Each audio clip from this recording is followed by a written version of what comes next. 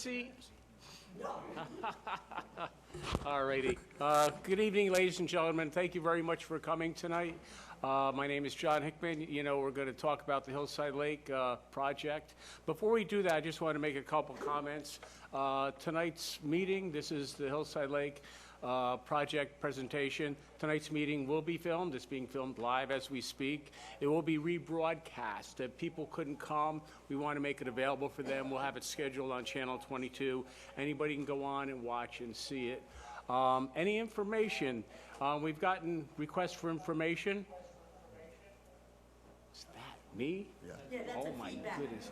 That's feedback. We just got a new audio system. I better talk lower.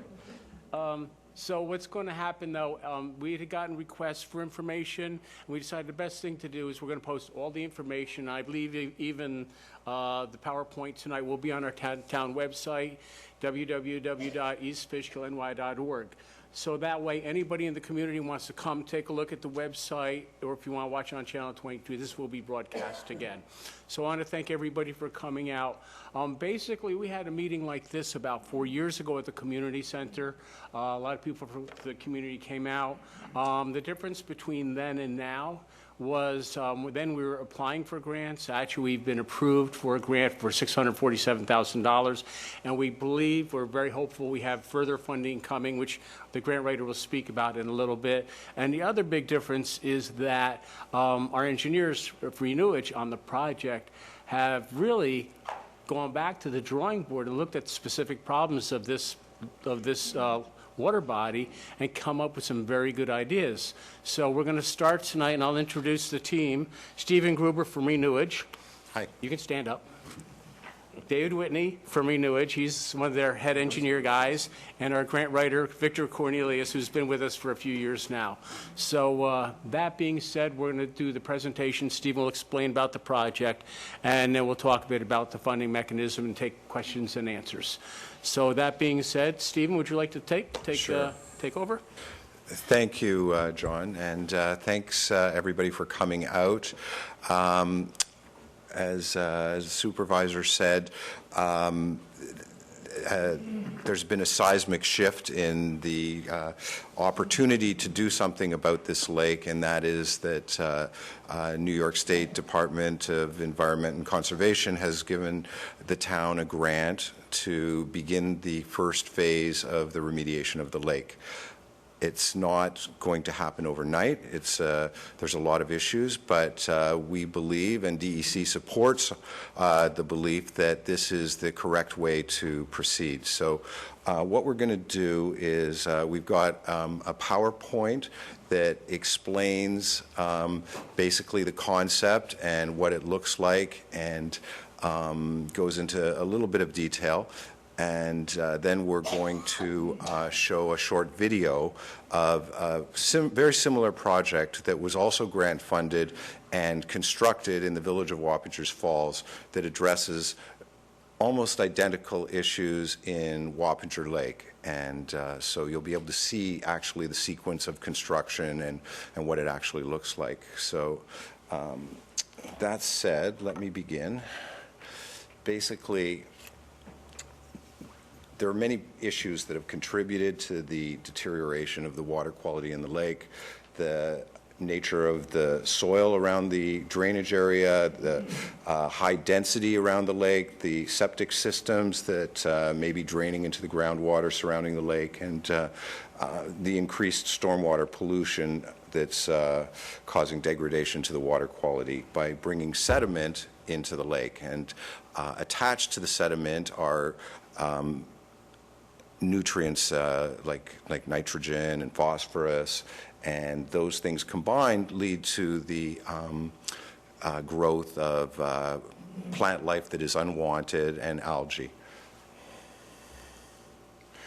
So things aren't looking too good here, as you can see. And, you know, as everybody, you're all residents, you know that it's not just the aesthetic appearance of the lake, but it is the surrounding ecosystem that is also impacted by the deterioration of the lake quality. So Basically, we've divided the overall plan up into 3 phases.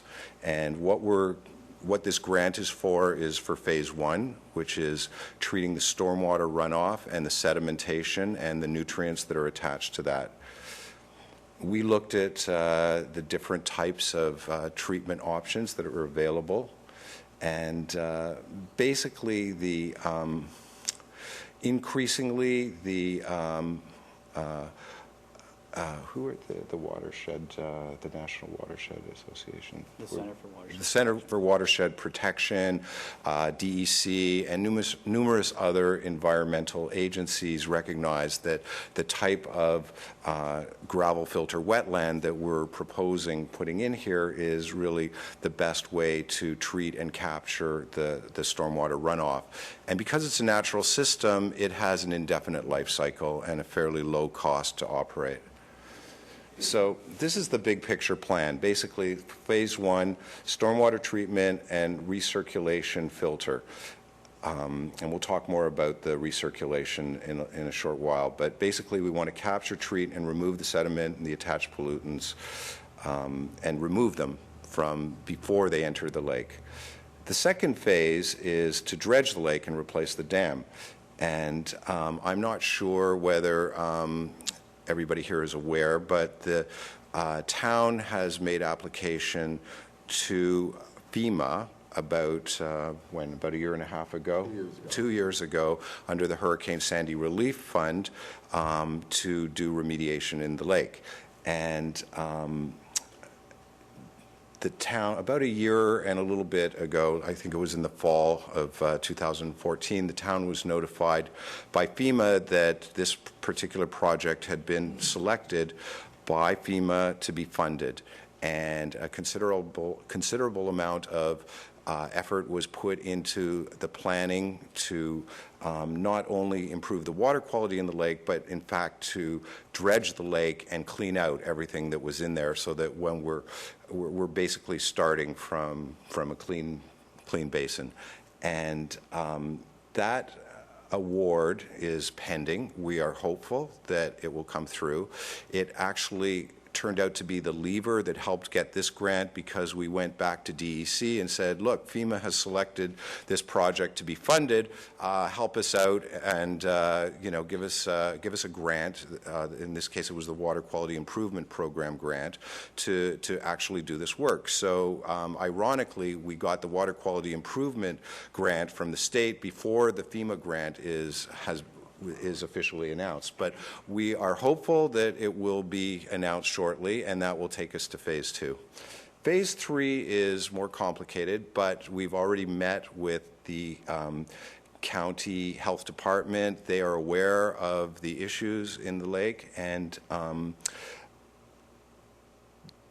that will require more planning, but we have, there are today many different types of enhanced on-site treatment units that can be used at individual houses as septic replacements, and that's really the only way to go, because going to a sewage treatment plant is too costly and too far.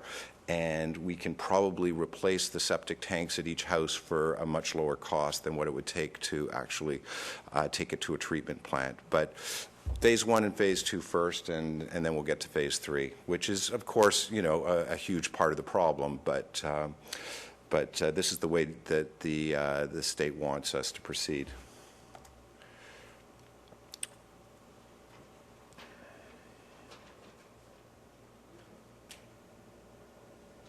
So, David, maybe you can talk a little bit about the mapping and the actual physical planning that's going on here. Sure. So what you're looking at is this color-coded map shows housing density around the lake. And the locations that have the closest houses have the highest stormwater pollutant loading. And those areas are in red.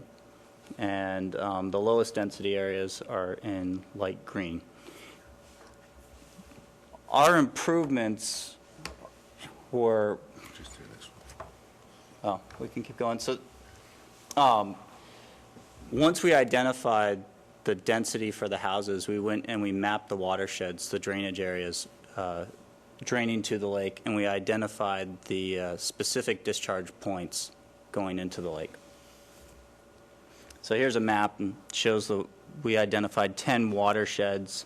The green triangles are existing discharge points for stormwater into the lake. So you guys have catch basins in your road, and the catch basins are all connected by culvert pipes, and then ultimately those culvert pipes discharge into the lake, either as a pipe or through an open drainage channel. So once we identified each of these sub-watersheds for the drainage areas and the discharge points, then we put a priority ranking to it, saying which ones had the highest pollutant loadings. And once we identified that, we then said, well, what areas can we access where we could actually put a treatment system to capture that stormwater and filter it and remove as much of the pollutant loading as possible. So on the southern side of the lake, this had, coincidentally, the highest housing density and highest pollutant loadings, and it also had 2 locations that we could potentially put treatment systems. So in 2011, when we did our initial study, we identified 2 locations. One was an island, and the other one was closest to the entrance, and we called it the beach area. So I can see the red dot, but it doesn't show up that well. Anyways, the watershed number 10, that's what we're calling the beach location.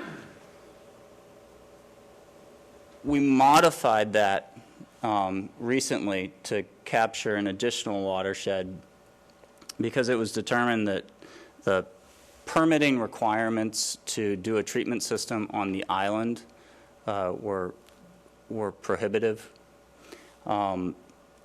So what we did was we took a look at the catch basins that are in the road there and said, can we change the pitch of the pipes so that we can capture an additional watershed draining over and go to our beach location, which is what we did.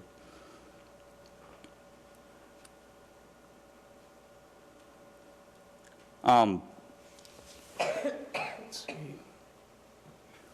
You go to the next one? No, what I wanted to say too is that we have a stormwater filter that captures stormwater during storm events. Obviously, pollution isn't coming off the hillside there unless we have a storm event. But the pollutants are getting deposited into the lake. And as Stephen pointed out, there are multiple sources of pollution. And if we put our treatment systems on one side of the lake, we're not necessarily capturing all the pollution that's going into it. So we came up with a plan to recirculate water from the lake through our gravel wetland filter in between storm events.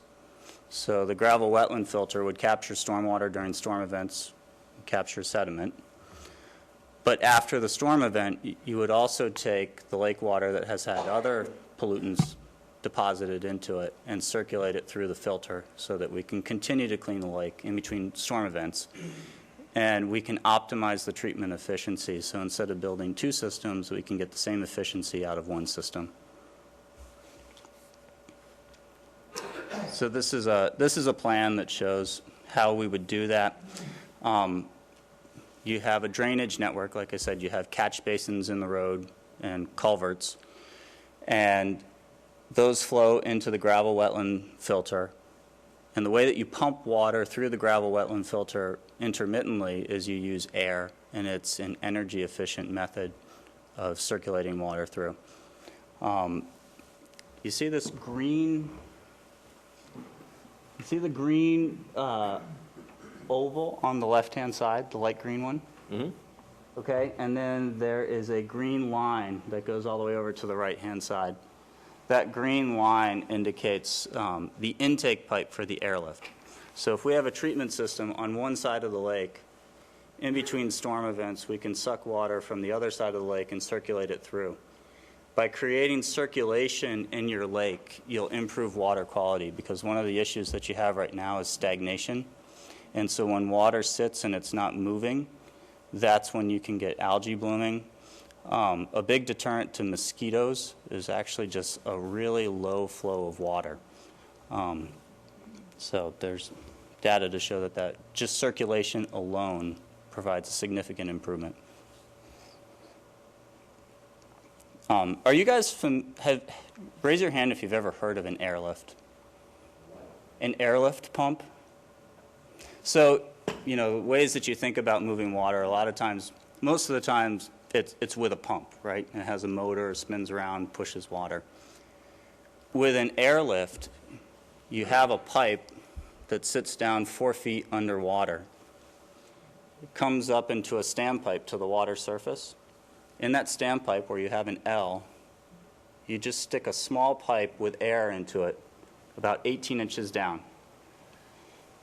The air bubbles that you push into it, they rise up through the pipe and it pulls water with it. And it's a really efficient way of moving high volumes of water with low energy requirements. And you know, it's even possible to do these with solar power so that it wouldn't be something that you'd have to plug into the grid on. And it's more energy efficient than using a submersible pump or a pedestal mounted pump to move an equivalent. Yeah, it's just like a fish tank. It's like a fish tank, yeah. So It's a lot lower in maintenance, too. it's a lot lower maintenance, yeah. So this is a picture of the proposed treatment area. One of the challenges that you guys have around your lake is that this is a retrofit, and you know, it's pretty much built out around the lake. So finding access to the lake shore where, you know, there isn't somebody's existing property line, existing septic system, because you will need to maintain this. You'll need to remove sediment from it periodically. In other locations that you have access to the lake shore, you also have wetlands. And anytime that you impact a wetland, it requires additional permitting. And oftentimes, the additional permitting can result in additional costs because you might have to go in and replace the wetlands that you've disturbed somewhere else. These are some results from a preliminary runoff analysis that we did looking at the one single location, estimating the mass of pollutants that are delivered to this location. So we have total suspended solids, nitrogen, and phosphorus. And just to put it in perspective, we're looking at about 20 pounds of phosphorus annually that would be removed from this location, and 60 pounds of nitrogen. So this was our preliminary plan for what it would look like. In stormwater, we have, there are 3 stages to treatment. You have a sediment forebay, and that's intended to grab any big things that come off of the landscape, so sticks and leaves and things like that. And then after it goes through the sediment forebay, it goes through this wetland filter. The wetland filter, you inject water, water flows into the bottom of the wetland filter, and then it flows up through the top. At the bottom, we have boxes that trap sediment, and we actually have a flushing system so that you can stir up the sediment that gets trapped in those boxes. Above the boxes, you have 2-inch stone.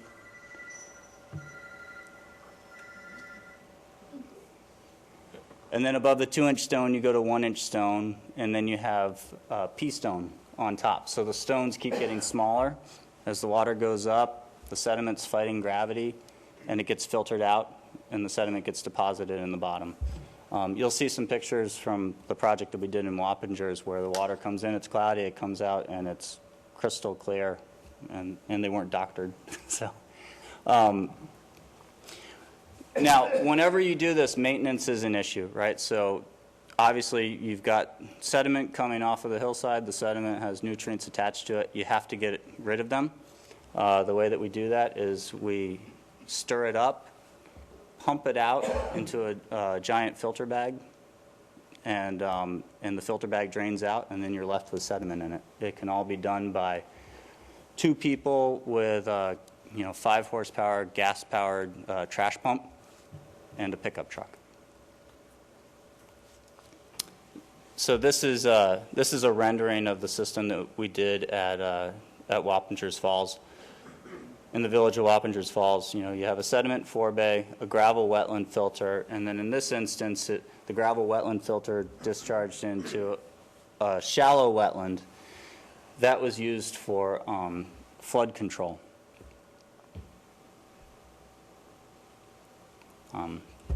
So we've got an inlet distribution system, an outlet collection system at the top, the filter media, and the flushing system. It's pretty simple.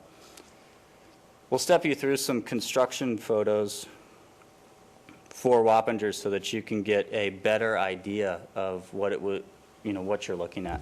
And to put it in perspective, the one treating the Wappinger Falls watershed was it was treating about 150 acres. Is that right, Stephen?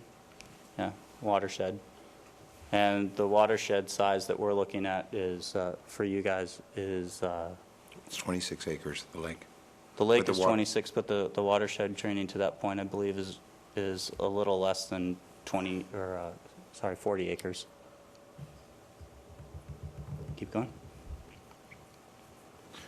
So this was the original inlet swale that was bringing the most significant amount of stormwater into that lake.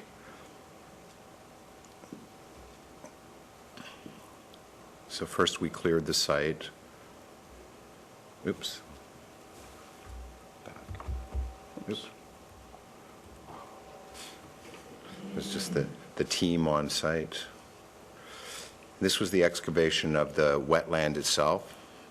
The wetlands are usually about 4 feet deep.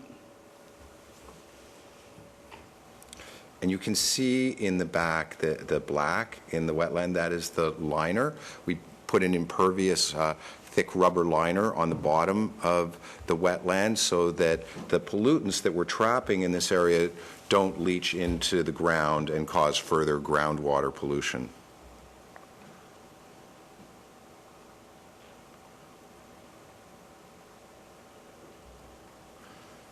So these are the matrix boxes. They kind of look like soda crates, if you will. They have mesh and holes, and they're large enough for the particles to fall into and get trapped in.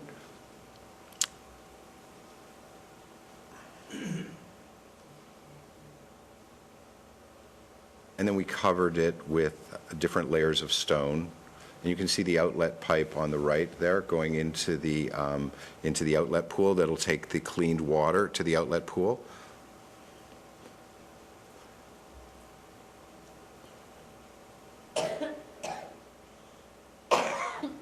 So this is the excavation of the inlet pool, the forebay, if you will.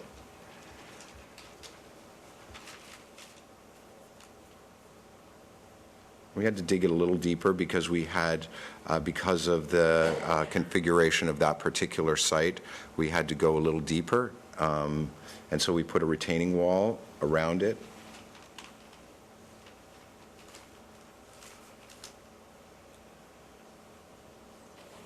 And then when it's finished, we put a layer of mulch on top and planted. And the purpose of the plants is the roots of the plant act as a host for bacteria, and the bacteria helps to assimilate and dissolve some of the nutrients that we're hoping to treat and remove as they pass through.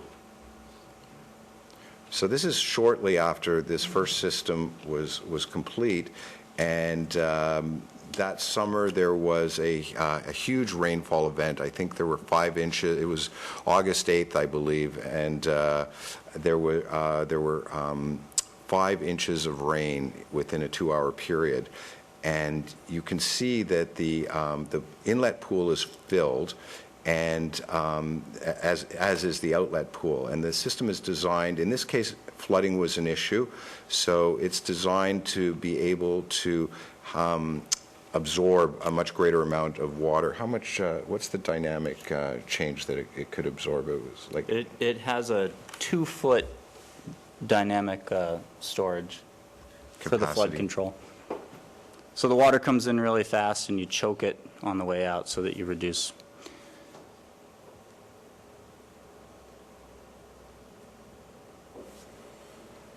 Now, in the case of Hillside Lake, you have a dam there, and you have a lot of capacity potentially for flood storage.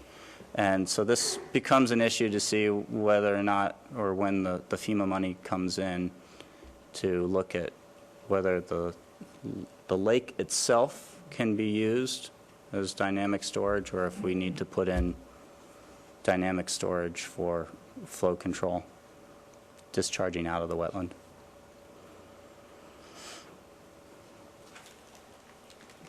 This is before the plants all kind of grew in. If you go there today, it's fully grown in, and it's really like a nice garden, if you will, or an ecosystem.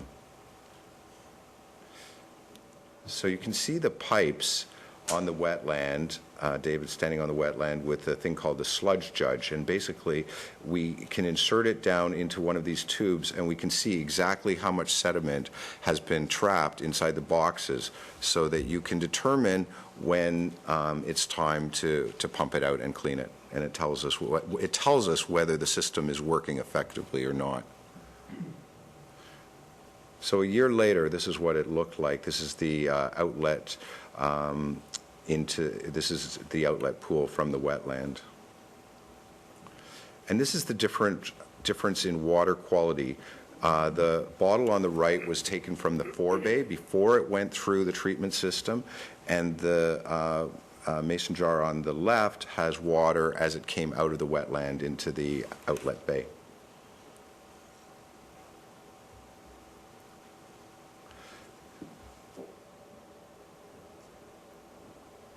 So basically, the most important thing is the maintenance of the system and making sure that it is doing what it's designed to do. In Wappingers, the annual cost is $6,000. We're calling it a little higher here because we're going to use power for the airlift. So our estimate is that it might be as high as $10,000 annually to operate the system properly and clean it and maintain it and take out the bigger items that get trapped in it, et cetera, et cetera. And just so that you know, part of that would be a highway function. Obviously, highway would go out there, test it, pump it out, and that would be our responsibility there. But this, David was talking about the siltation collection bag. It's as simple as this, basically. It's designed really like Lego pieces at the bottom, so that it can be replicated and sized and operated by, in a simple way. This isn't a big public works project. This is easily run.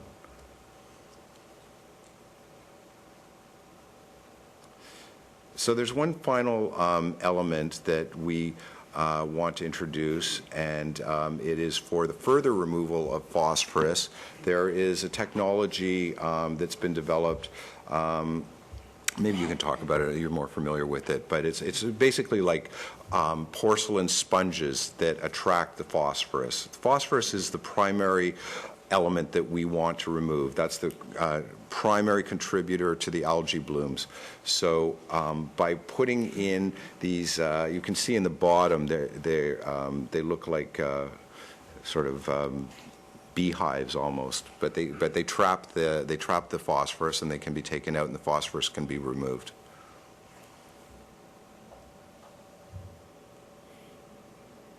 Anything to add?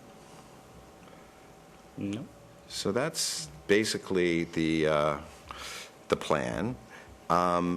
If we could indulge you a little bit more before we move on, we wanted to show. We were asked to make a video that would showcase the project in Wappingers and explain it so that people could understand it. We made it in conjunction with the Village of Wappingers Falls. I apologize, it's also being used by us as a tool to explain the work that we do, so it's a little bit proprietary, but it gives you a pretty good idea of how the whole thing works a little bit more visually. So if I can figure out how to do this. Here, you know how to do this.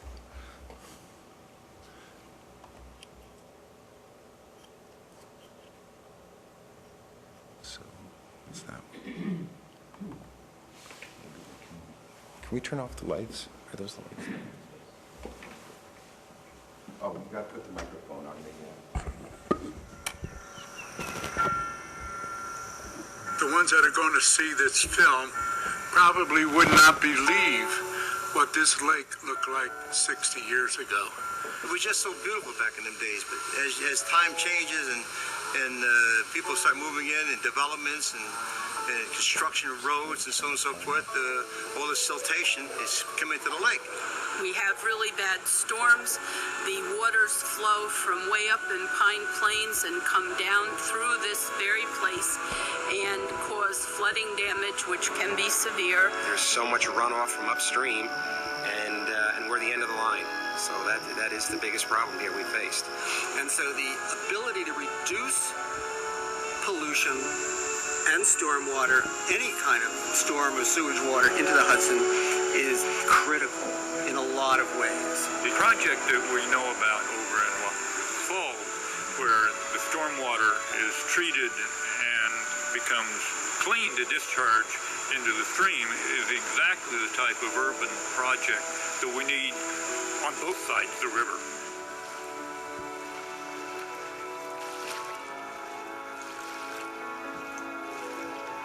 Everybody here okay? I'm Matt Alexander, Mayor of Wappingers Falls. We were facing three big issues. The first one being our ability to provide clean, good drinking water. The second one being the state of our lake and the contaminated runoff that had ruined the quality of the lake. And the third one being flood control. We bought the lake back in 1967, and this went to a public referendum, which the people at that time all agreed that it was an asset to the Village of Wappingers Falls. As I was growing up, it was anywhere from 10, 15, even 20 feet deep. You can see that the channel that comes around the lake and subsequently goes over the dam has been created because of the silt. Anywhere that you see the heavy water chestnut, it's probably approximately 6 inches deep. The aquifer that's adjacent to this creek is what supplies the town of Wappinger with almost 80% of its drinking water. We're under the influence of nitrates and phosphates that are flowing from the upper communities in the northern part of the county. Town of Poughkeepsie, town of LaGrange, town of Pleasant Valley, and this takes in Vassar Road, 376, Route 9D, Widmer Road. It brings in what we would call detritus or decaying leaves, soil surface, and any chemicals and organic material in that surface. We got together with Renewage and we talked about which location would be the best location for building an ecosystem. We knew that we had to come up with a location in a densely populated municipality. My name is Curtis Schmidt. I am the general manager of the Northern and Southern Dutchess News, the Beacon Free Press. We publish those 3 weekly newspapers out of this building. We looked at competing technologies. We looked at just plain old retention ponds. Retention ponds would basically put polluted water back into the ground. It doesn't do us much good to dredge the lake down here at this point if all the runoff's going to continue to come down from the municipalities that are upstream from us. So this was something where we had to think in an innovative way and really work hard at coming up with a solution that would treat the contaminants that go into the ground and work in a vegetative process that stops the contamination from reaching our waterways.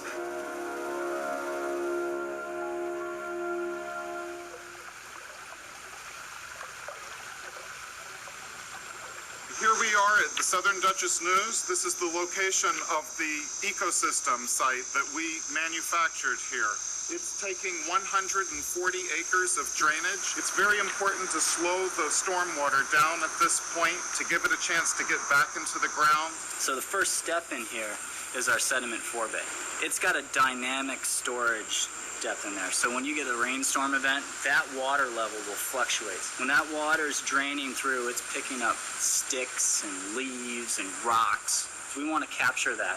The finer pollutants that make it through here, that are the soluble contaminants like the nitrogen and phosphorus, some solids, some bacteria, those contaminants pass through to the wetland that's right behind us here. So in this wetland, water enters in the bottom, and there are different layers of stone. So the bottom is this void space where you can have sediment accumulate, and then you've got 2 to 4 inch stone, and on top of that you have 1 inch stone, and then finally you have pea stone, and then on top of the pea stone we put some compost there, and that's just so that we can grow the plants. As the organics pass through the wetland, you have bacteria that have grown on the surface area of the stone and on the surface area of the roots, and so they break down those organics into just simple carbohydrates, and they're used up by the bacteria, and then those plants take up the nutrients and take it out of solution so it doesn't pass on through. And we have a way that we can stir that up and pump it out, and the nutrients that are attached and associated with that sediment, they can get removed from the watershed completely. So anything beyond the water quality volume storm actually backs up into our sediment forebay and then overflows out here. This shallow wetland has a permanent pool in it. During big events, it ponds up. We can actually have 3 feet of water elevation change in there. That water goes out through a water level control structure, which is really just a concrete basin, and it's got a standpipe in it. Ultimately, that's where all of the stormwater goes and then leaves the site through the existing culverts that were always there. If you don't slow the water down, it's going to have a massive effect on the population area around southern Dutchess County, because this is what causes flooding by removing riparian buffers and natural ecosystems that this one seeks to imitate. After Sandy and Irene, communities were left with the challenge of rebuilding from the ground up because infrastructure was wiped out. That's the time when you think about what we can do differently. Back then, we had to evacuate almost 45 people out of this apartment complex because of that storm and because of the flooding. This is a great example of how a business and a village, a community, can work together with a consulting firm such as Renewage to put together a plan that benefits all 3, and mainly the people of the village of Wappingers Falls in this case. We looked at this project. It was $700,000 because we were the demonstration project. We got 90% of that funded through the Green Innovative Grant Program. We think that we can maintain the system for $5,000 to $10,000 a year. And the truth is that we were spending more than that amount taking care of flood-related damage at the same location, taking care of the same property by widening out the culvert and always cleaning it out to make sure that water was always able to go through. We want to be sure that the various species, including the fish that are in the Wappingers Creek, continue to thrive here so that we can have a beautiful, sustainable, green community. This isn't just a lake for the village of Wappingers Falls. It's a lake for New York State. It's a lake for Dutchess County. Now we have a project that addresses the lake, it addresses our drinking water quality, and it addresses flooding all at the same time. I'm sure we could bring the village lake back to its former glory. And we used to have a lot of fun in this lake, really. And the water was beautiful. And we used to have 10 or 15 kids up there all the time swimming. I kayak on the creek at least 3 times a week, I think, and on the Hudson. It's wonderful. I absolutely love it. And when I take my friends out, it's just, I mean, people are just astounded how beautiful it is. And the water and the creek are one of the most important things in my life. And if we can refocus and reimagine our towns and cities with water as an asset running around and through them, we'll have gone a long way to bringing those cities back and making them places that people will want to live in and want to live in well. The big question now is, what do we do to stem these issues with the phosphates and the nitrates and all the silt flowing from upstream on the Wappingers Creek to prevent further issues with our wells and our drinking water? This isn't just the village of Wappingers Falls problem. This problem exists for every municipality that tries to protect its citizens from floods, that tries to provide good, clean drinking water to citizens who might be using private wells. What's really important to me, and the people I talk to is the fact that we protect our drinking water. Green solutions like Renewage's managed ecosystem that will protect our water supply for the next 100 years are the most important investments that we can make. If we don't do that, we're going to have to add more filtration to this plant here. We're going to have to possibly move our wells to another location. We need it now.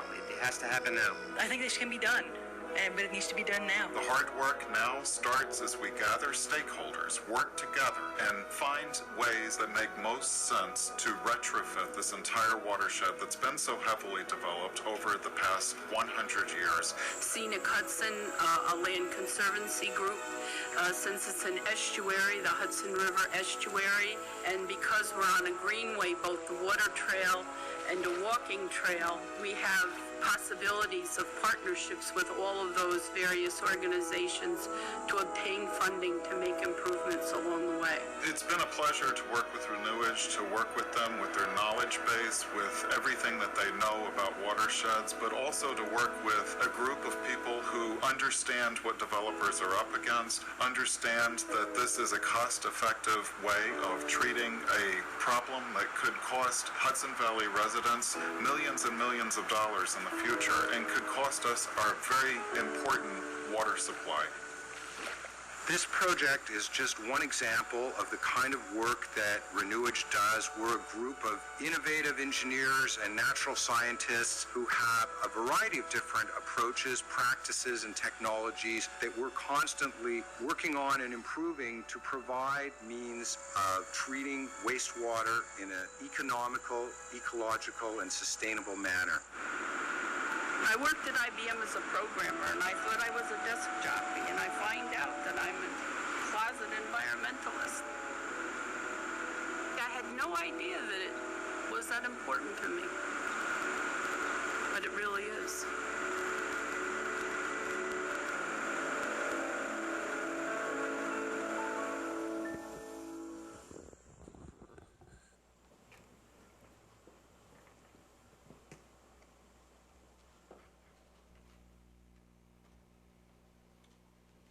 Excellent presentation, guys. Thanks. Thank you. So what I'd like to do now is turn this meeting over to Victor Cornelius. I'd like to introduce Victor Cornelius, the grant writer who's been working with the town for a few years trying to help find funding sources, and he can explain a little better how that part all works. All right. As you may know, following the news of the last few days, infrastructure funding and water and wastewater issues tend to fluctuate as political issues. I think we're about to enter an age, particularly in the next year, we're going to see the federal government stepping up to the plate a bit more fulsomely than they have in the past because of the drinking water issues that have gone on in Flint, Michigan. I think you've probably all been following that. Yep. I have, for 25 years, worked at targeting state, federal funding and partnerships with different agencies to attempt to resolve very specific problems that are engaging the communities that I work with. This particular set of circumstances has been interesting because it's in a way a poster child for experiences that many communities are facing, where you have very dense development around a recreational and visual asset and resource that has subsequently an impact upon the basic viability of the community because of aquifers. We had this in Wappingers Falls. We ended up building a new water treatment facility with state and federal funding away from a little bit further away from the lake in order to reduce the impact of Wappingers Lake upon the aquifers. We're aware that you've got the same issues with your well system and your septic issues. Engaging the lake as a visual resource and setting up the circulation filter is indeed the first step. I believe in starting with the worst possible scenario, so we went out several years ago and filed with the Environmental Facilities Corporation, which is the funding wing of New York State's Department of Environmental Conservation, a request for a loan through the state, because there is some portion of this, either in the short term or the long term, that will have to be borrowed, either during the construction period, and there will be some small piece, hopefully, of the entire project that will have to be financed through the town over a certain period of time.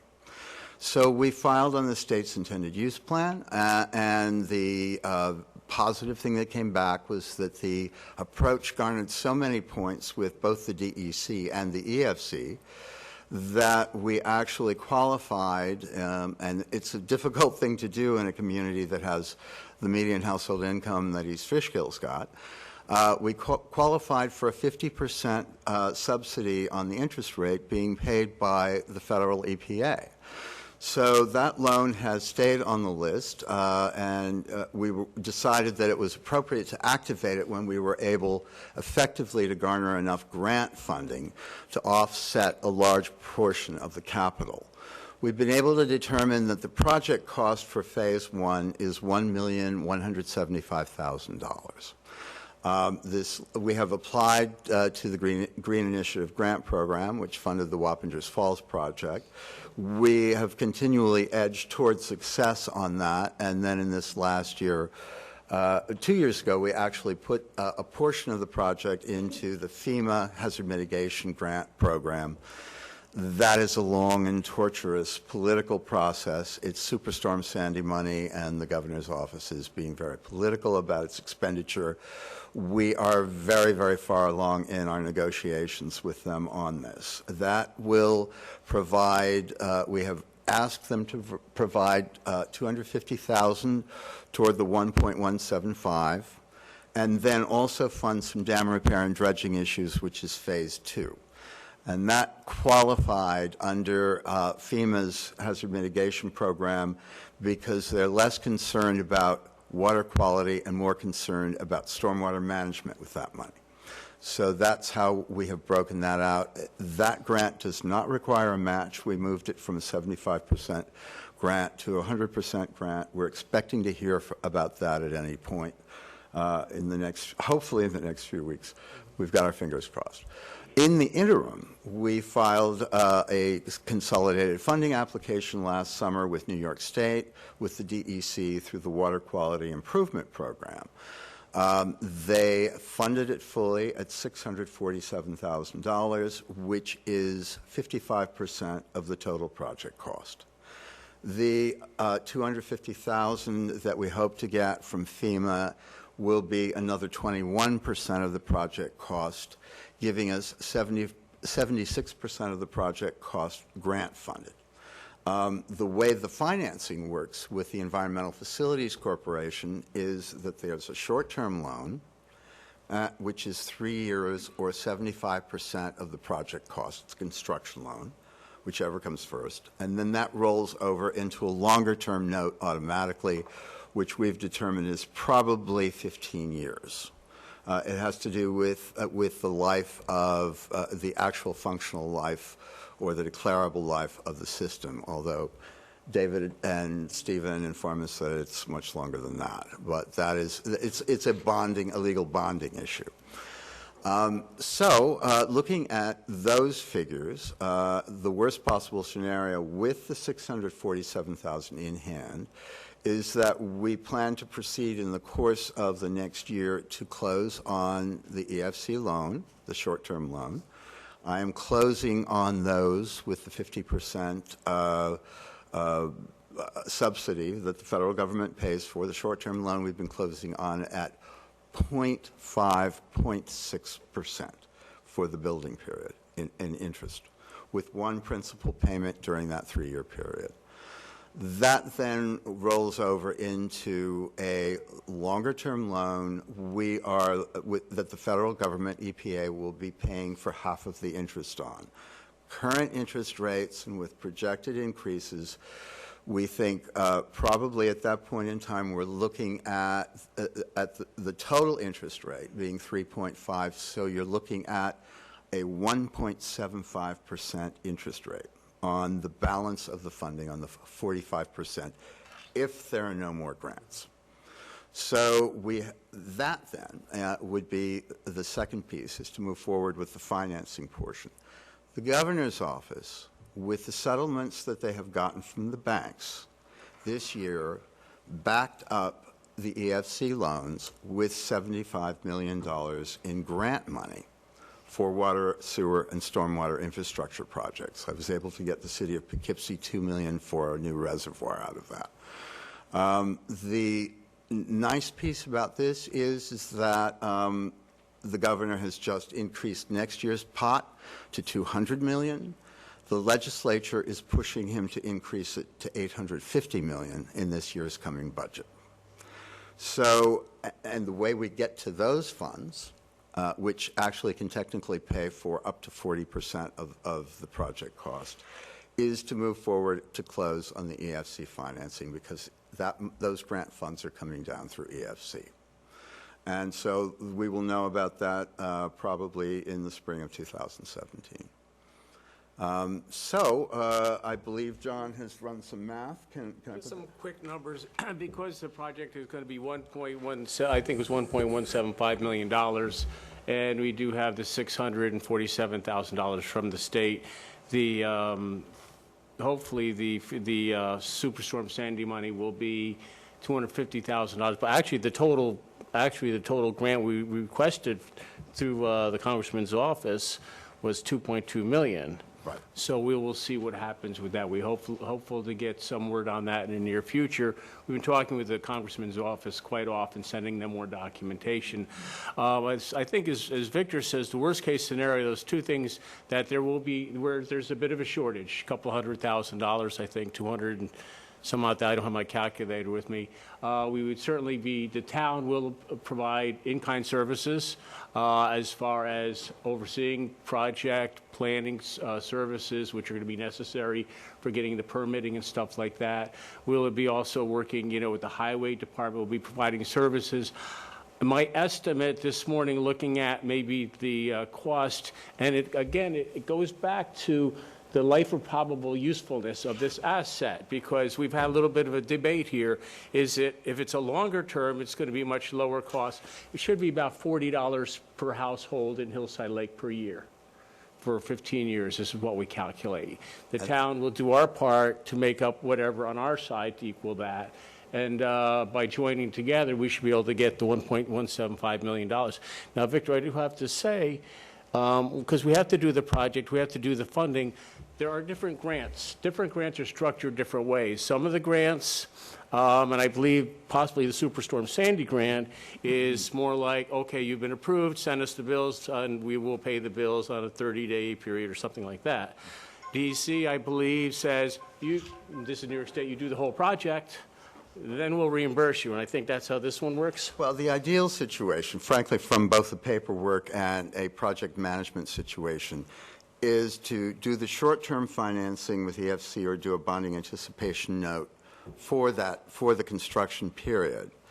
And then at the point where the short-term loan rolls over into the 15-year note, have the DEC write the check for the grant, one check, because they're going to be approving the contracts and the invoicing all through the process. They write the check and pay down the principal at the rollover moment.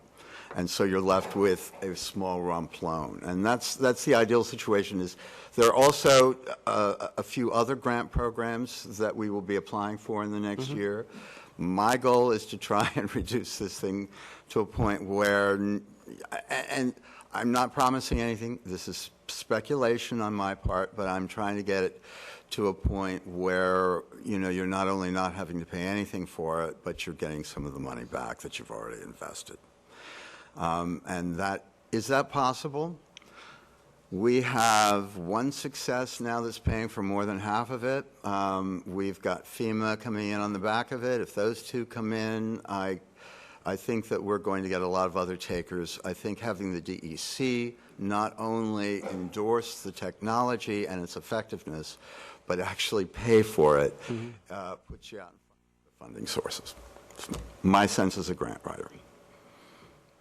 Awesome. So we're going to see how the funding goes. We're not done. We're going to, as Victor says, we're going to continue to search for funding. I believe the $40 per household for a 15-year period is worst-case scenario. And to be honest with you, I'm really impressed by, because Stephen brought up a few things tonight that I didn't even know about from our discussion last week, and I think we can really make a big impact, a big improvement in Hillside Lake. That being said, I don't know if there's anything else you gentlemen wanted to add. No? There's probably some questions. I think if anybody would like to ask any questions, please step up to the podium and please feel free. I'm very happy that we're moving along and we got a grant. And one thing about getting a grant, we've always said, if you get one grant and you can do the job, it just makes it so much easier to get the rest. And these phases we talk about, phase one being the initial, one of the things that we hadn't talked about 4 years ago, which Stephen really impressed me with a few weeks ago when we talked about the new project, was the fact it will be recirculating Hillside Lake water while there's no storm rain, no storm drainage going into it. So it's actually going to be working all the time. I like if we could do it with solar. I think solar would be a very big plus for the project. We'll see if that will maintain the airlift. But so we're actually going to be circulating and filtering the lake water continually, not waiting for a storm to happen. So I think this is a really, really good project. And this new thing with, I don't know, what are you going to use for the scrubbers to take the phosphorus? Phosphorus sponges. The phosphorus sponges. So we actually may be able to clean up the lake. Now, say we don't get the funding for the dredging, which may happen. We won't get it. Seems like we still have a plan to clean the lake. I mean, it won't be deep, you won't be able to go swimming in it, but at least be something nice to look at. So I think that Stephen's group has really come up with a lot of good ideas here. We do hope we get the money for the dredging, and we'll find out soon. So that being said, any questions, please come up to the podium, and please feel free.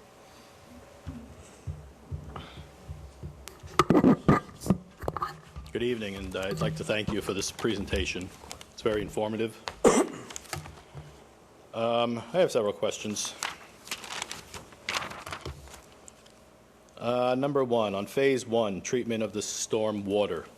What percentage, of the storm water, all the storm water coming into the lake, is going to be treated with with phase one?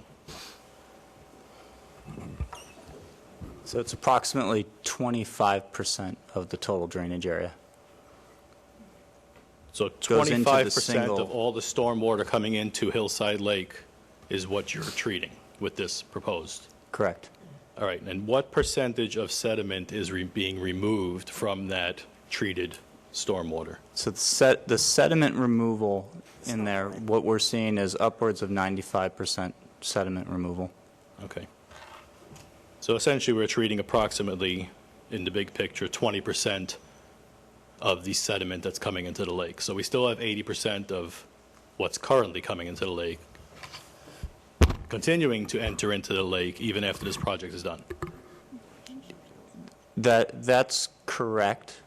However, what we're doing, a couple of things to consider is, and I mentioned this in the presentation, was well, just if I may, just one, and to that point, and I know you're not aware, but I think last year we committed to putting deep sump basins around the other areas of the lake that we're not going to be involved with this, so we will be doing that also, just to let you know.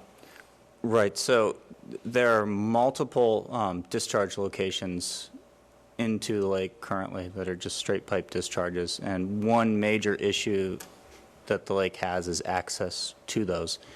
Part of why we're putting the recirculation, the airlift circulation, is to compensate for the fact that we can't get to every discharge location. So the sediment that gets discharged into the lake, if there's additional sediment, it can be taken in through the airlift. Will it, or will it settle to the bottom of the lake? Well, I mean, this is a question of, you know, the sediment that's accumulating, or what's causing, like, what's accumulating on the bottom of the lake. Is it sediment running off of your hillside, or is it biomass that's being created by the plants and algae that are growing as a result? I would have to say the majority of it is being distributed there through the stormwater conveyance system. Yeah, see, I don't. Road salt, everything that can run into it. You know, I don't think that that's... And a lot of plant matter that's dying off because of But it's the an way ongoing. the topography out there is shaped, it's a bowl, basically, so I don't know if it'll all be coming in through the stormwater system. It's a bowl, but you have grass around your houses, and you have paved roads. And those are, you know... So your they're the road- contributors. Well, they're contributors, but if you had gravel roads and you had new development that was going on and you didn't have established lawns, I would say, yeah, you probably have a pretty high total suspended solids load going into the lake. But judging by what I've seen, and I'm not a resident there, so I don't see it every day, but what I've seen in terms of the vegetation and algae that I've seen, that biomass that's created in there and dies back is what causes the rapid growth in sludge on the bottom. And what needs to be done is the nutrients need to be taken out so that you can slow that growth rate, and so that you slow the generation of sludge. Because this is what happens in stormwater ponds often. If you don't make a stormwater pond deep enough, it's not necessarily the sediment from the stormwater that makes it grow. It's the fact that you get submerged plants that grow and then they die, and it adds to the sludge level, and then ultimately you get cattails growing out, and then you have a swamp. So you would agree that as the lake is being slowly filled in, the water depth is getting less, the sun is getting to the roots of the plants sooner, heating them up more so. It's an ongoing progression. That dies off, falls to the bottom. Now you have a higher basin. That's why we're hoping to get the funding to do the dredging to Right, and process. yeah, so dredging is an integral part, but if you don't quell the nutrients in there, that accumulation's a lot faster. Will this filtering system address chemicals, oils, anything like that that can make them their way into that stormwater, into East Fishkill stormwater conveyance system? Yes, because the way that you break down the chemicals and the oils, that's biological degradation. And so in the gravel wetland filter, you have a ton of surface area on the gravel for beneficial bacteria to grow. And then in addition to that, you've got the plant roots that are growing down into the gravel. And the plant roots produce almost an infinite amount of surface area for bacterial growth. In addition to that, the plant roots, they allow for significant microbial diversity, which means that, you know, you've got all sorts of bacteria there that can respond to, you know, freak accidents that happen, you know, like somebody's, you know, power steering fluid leaked out of their car. Well, you have a potential to break it down, as opposed to if it just went into a stormwater pond, you don't necessarily have the contact time with good microbiology to break it down. Okay. I noticed on your graphic where you showed where the recirculation is coming across the south side to the east side. It's mainly to the south side. What's happening up at the north end of the lake? It seems like you're recirculating just the lower southern portion of the lake. Right. So we were provided some data that showed bacteria. Bacteroids. Yeah, bacteroids in stormwater going into the lake. And there were 3 hot spots, one of which was the catch basin that's at the end of, I believe it's 2nd Street. Is Second Road? Second Road, yeah. That catch basin there had one of the highest, and that's the one that we're directing over to our treatment system. There was another one over further over to the east that was discharging into that location there. And so that's why, you know, we showed the airlift pulling from that location coming to the treatment filter to address that concern. Could you augment that airlift and, you know, put it across the lake to grab stormwater? You could, and that's one of the things that as we progress into final design on this, we'll be looking at how much can we circulate through one airlift to this one gravel wetland location. The performance that we're looking for is the initial design that we did back in 2011 that was the basis for the grant funding. We need to be able to satisfy the same projected performance that we had previously. And so that's the primary goal. You know, anything else that we can do within the budget to, you know, optimize circulation and treatment in the lake, obviously we're going to do that. Just bear in mind that while DEC accepted the plan and approved it for funding, we now are entering into a very intense permitting phase. And there will be comments from the regulatory agency, and we will probably make some adjustments to this plan. And if we can, we will optimize it and try and capture more. But, you know, this is kind of where we are now. We are in a delicate balance because we don't want to radically change what was originally proposed. But from the time that we originally proposed it till now, you know, this is a rapidly evolving field, and new technologies and new ways of you know, capturing the sediment have become available. So what we're hoping is that we'll be able to enhance it more, but we don't want to, you know, introduce anything that'll upset the apple cart too much and radically diverge from what DEC has already said, yes, go. Okay. Well, and I think, sorry, I was just going to say that it's important to point out that this one stormwater filter, gravel filter, is not necessarily going to remove 100% of the excess nutrients that are leading to the water quality degradation within the lake. It's a first step. I mean, we have 415 houses surrounding this 26-acre lake, all of which I believe are served by an on-site wastewater treatment system, and it's a bowl. So water. All the houses don't drain that way. There's quite a bit that drain the other side of the hill, actually.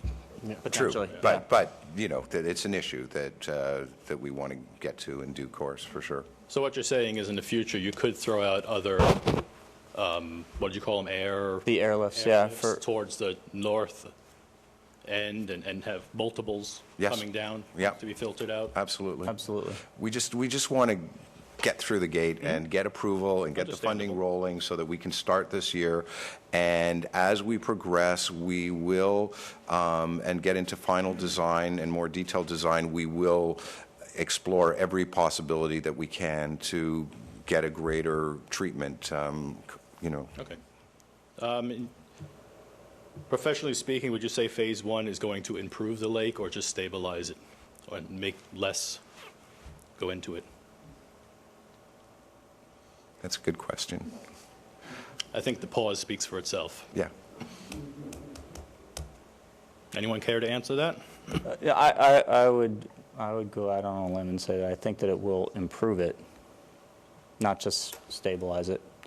One of the things that, so if you think about with the stormwater, with the gravel wetland filter and the ability to capture sediment and remove the sediment from the system, you can actually get it out of the watershed completely, as opposed to just neutralizing it in that location or necessarily sending it downstream.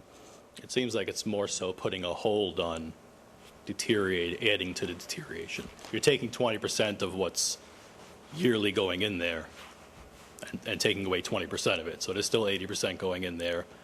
And it doesn't seem like this system is improving the water quality.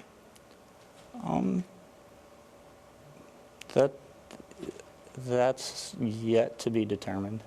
I would have to that point, I would have to ask a question because, you know, while you don't have a storm activity, you're going to be constantly filtering and pumping. Well, right. So when you think about the phosphorus sponges, right, there is a question of how much phosphorus sponge media do you use, and that's based on how frequently you want to clean the media, right? So if we say, well, we wanted to remove 20 pounds of phosphorus and we wanted to clean it once a year, that would be one volume, right?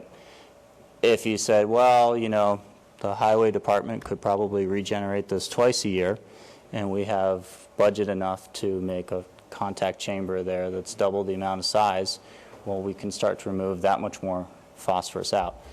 One of the things that's hard to speculate on is that if you take the sediment that was going, that 20% that was going, that you can consider that to be like slow release fertilizer, right? Because it goes into the lake, sits on the bottom. When it sits on the bottom in that anoxic zone, it'll start to transform into soluble nutrients that are available.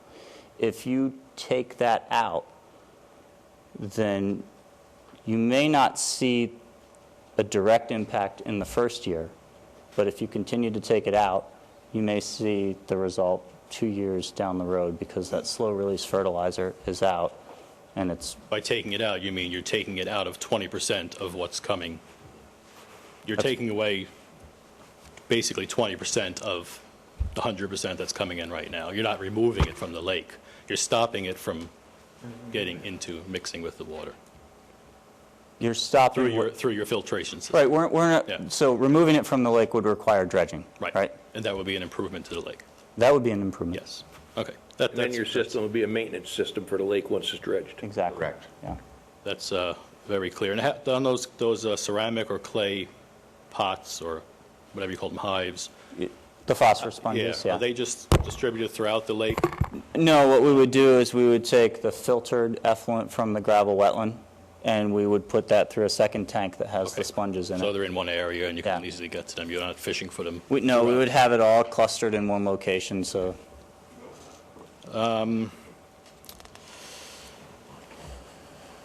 There was mentioned that, we might be higher than $6,000 to $10,000 for maintenance per year on this.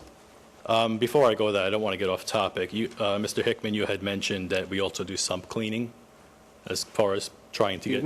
We have deep sumps that catch some of the sediment in We the put other in a areas. couple of years or so ago, and we... Right, I wanted to ask you, when was the... the last time they were cleaned anyway? I'd have to check. I'm not the highway superintendent. We keep records of them. Yeah, And if I you believe could they were email probably that to cleaned, the last Hillside year. Lake Board. Excuse me? If you could get that information, email it to the Hillside Lake Board. I'll post it on the website. Yeah, on that the would be great. website. Yeah, I'd But like to know when the I last don't time handle, was. again, that's just part of our MS4 program.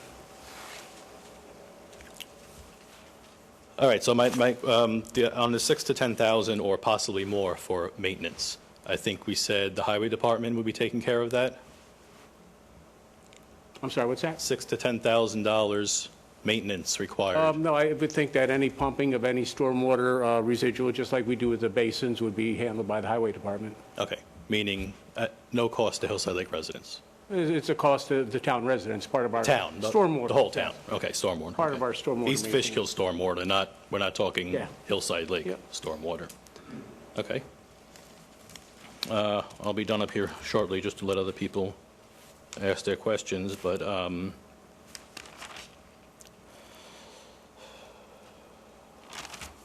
Mr. Hickman, what can you tell me if I say to you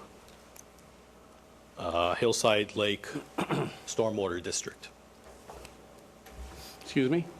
Hillside Lake Stormwater District. I thought I said it pretty clearly, but I think you did, but I Hillside wasn't Lake sure. Stormwater You said- District, What yes. would I say to you if you What said can that? I would say, what do you mean? Yeah, what can you tell us about that? Is that something that would I don't know, be coming is there of a this in the stormwater future? district? Is it something that would be coming Is of there a stormwater this? district there? I believe it's a special park There's not. district. That's why I'm Oh, that was asking the you. Is this question something then. that would Okay. be coming in the future? Would you be creating I a don't know. stormwater district We'd have to look at that. in Hillside Lake for East Fishkill stormwater? I don't see why it would be any different than any other part of the town, really. So you're saying it would be covered by the town of East Fishkill? It wouldn't? Well, the town of East Fishkill has approximately 6,000 catch basins. We have a pretty active program. I don't see why Hillside Lake would have been any different. Okay, so essentially you're saying you're not looking to create a storm. Hadn't come up until you just mentioned it. Well, actually it had. I have documentation where Do it you had really? come I up. don't recall, but Yeah. if you say. I can share a video with you. But, Okay, sure. It was actually at the last meeting that Mr. Gruber did this.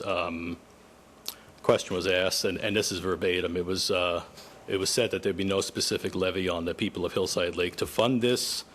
Is that a correct statement? And you responded verbatim, not for the stormwater portion of it. We recognize that this is a town stormwater system for our roads, so this is something the town is doing. And if you'd like to watch that yourself, it's 1 No, I hour think you and just 30 answered minutes the question. into I the just video. said the same thing, so I think we're on the same page. So then my final question for now on this is about the taxation that you're putting on the people of Hillside Lake for the remainder of the funds that you don't have to do this project. Back to the statement here from you, we recognize that this is a town stormwater system from our roads. So this is something the town is doing. Correct. Why are we being Well, I think given there's a tax couple levy different for issues East- here. You're talking over me, excuse me. Why are we being Absolutely. given a tax levy for East Fishkill stormwater? May I answer that, John? Well, one comment I would like to say that I think this is a little different than just East Fishkill stormwaters, because I think the filtration of the water in Hillside Lake is an added feature that actually adds a cost to it, and I don't believe that that's a cost to be borne by town of East Fishkill stormwater. But we just discussed that. There's no improvement to us. We are not the sole beneficiaries if there is an improvement to Of it. the filtration, the non-storm filtration of the water. Right. May I make a Oh, absolutely. Right. Absolutely. I would like to make a comment on that. I understand your concern, and I think that the town has adequately demonstrated that it shares that concern. I think the pursuit of grant funding and the costs that the town has incurred in developing the engineering, and of course my costs as well, is a demonstration that the town is very, very interested in keeping as much of the cost of the remediation of Hillside Lake off of the backs of the residents. You're twisting my words. No, I think that the checks that the I'm town going by has what was said. I think, no, the other thing that I think that you have to keep in mind here is that the fat lady hasn't sung yet. I think it's a valid discussion, but I think it's premature. Okay. And I wouldn't suggest you bury it by any means, but I would wait until we're really clear about what the final dollar amounts are in terms of what kinds of grant revenues we've been able to develop. I also know that the town board is voting next week on this issue. So that's when the fat lady's going to sing. No, we're talking about the additional grants that are out there that we've pursued and will pursue for the funding. We don't know at this point that there will be any cost to the municipality at all. I don't believe there's any vote next week either, but that's regardless. So let's see what happens, and we certainly take your concerns. Just to make it very clear, I strongly disagree that Hillside Lake should have to pay any more than any other East Fishkill resident for East Fishkill stormwater. Understood. Okay? I would say I think the town is doing everything it can do to concur with that position. And I will give you some backing arguments with that at the last meeting, and in some email correspondence from the last meeting, it was said that the Hillside Lake residents are the sole beneficiaries of a project like this. And that's not the case at all. The town of East Fishkill is a beneficiary. Renewage is a beneficiary, having this under their belt. Everyone within the Fishkill Creek watershed, which Hillside Lake drains into, is a beneficiary. The farm across the street from Hillside Lake is a beneficiary, as well as all residents surrounding the runoff route. Point taken. Thank you.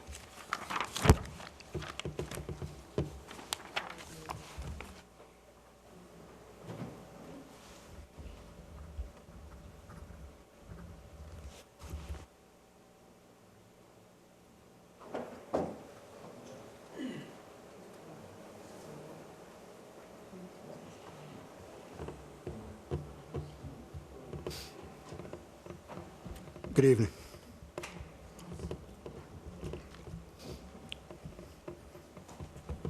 First, I'd like to say thank you all for the presentations, very good presentation, and thank you all for your efforts in pursuit for these grants. It's a long time coming. I just want to pick up briefly on where the last gentleman left off regarding beneficiaries. I made this illustration once before that the town, in fact, or the town highway department is a beneficiary. And the example that I made was in a water district, the household who turns the water faucet on is a beneficiary. So you have that water district. In a sewer district, the household that flushes the toilet, it goes away, that household is a beneficiary. In Hillside Lake, for stormwater, town stormwater, East Fishkill is a beneficiary. It's town stormwater. Just the residents in the East Fishkill community are not the sole beneficiaries. Now, furthermore, Hillside Lake was once upon a time a recreational area.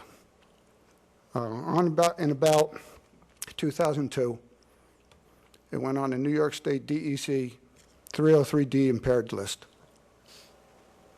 The reason being it was no longer suitable for bathing, swimming. I don't know whoever said that we would allow, because it was a private lake, a park district at that time, that was operated by the town of East Fishkill on behalf of the Hillside Lake residents. We never said we wanted to turn it into a retention pond. And that's what it has become, a retention pond. It has no recreational value whatsoever. None, zero. In fact, recently, as far as approximately 2 years ago, at the direction of the town supervisor, a valve was requested to be opened. That valve was left open for 1 year plus. On one of your maps, you mentioned the beach area, your zone 6 and 7, those zones, as a littoral area. Leaving that valve open diminished the depth, or rather the height of the lake by the town engineer's own memo, approximately 18 inches. It's a shallow lake anyway, but you diminished it by 18 inches for over a year. And that created another littoral situation, similar to what the gentleman said about biomasses. And now, having said that, the past 2 winters, our only aesthetically beautiful lake is now decimated by dead lily pad growth protruding up through the ice.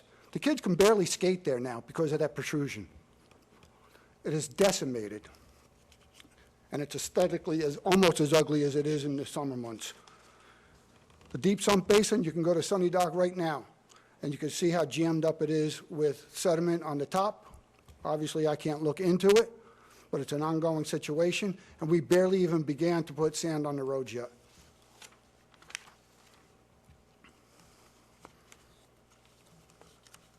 I too personally object. I find it abrasive and personally offensive that the community of Hillside Lake should be disproportionately taxed for this. I like the whole concept, I really do. But one of the largest contributing areas for sediment and pollutants is Zone 4. And Zone 4, I believe, is almost twice as much of a contribution than all of the zones that you are intending to treat. So there needs to be a whole lot more to go. I hope we get more grants, I really do. And I strongly object to Hillside Lake community being the sole brunt of residual taxation. Thank you.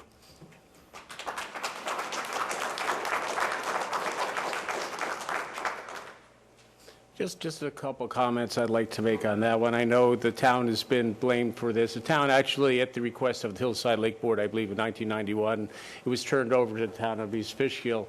So there was a homeowners association before that. And it was probably 5 or 6 years ago. I don't even believe the valve that was left open was even operational. I remember the former chairman of the Hillside Lake Advisory Board requested that we do some repairs to that. So I'm not sure about the elevation of the lake. Before that, I didn't think it even could be maintained, but that was just my recollection. So understood, and your point is well taken. Can I address the Zone 4 issue? So, yeah, we recognize that Zone 4 is a pretty significant drainage area in terms of size. We had one slide there, though, where we looked at the density of houses that was related to how intense the pollution was coming off of that location. And Zone 4 doesn't have the highest density, but the biggest issue was the elevation. Mm-hmm. So on the south side of the lake, you know, obviously the houses are up on the hill, so we were able to get the gravity flow so that we could balance our flows so that we could control extreme storm storage and allow for ponding and not have it back up through the collection system.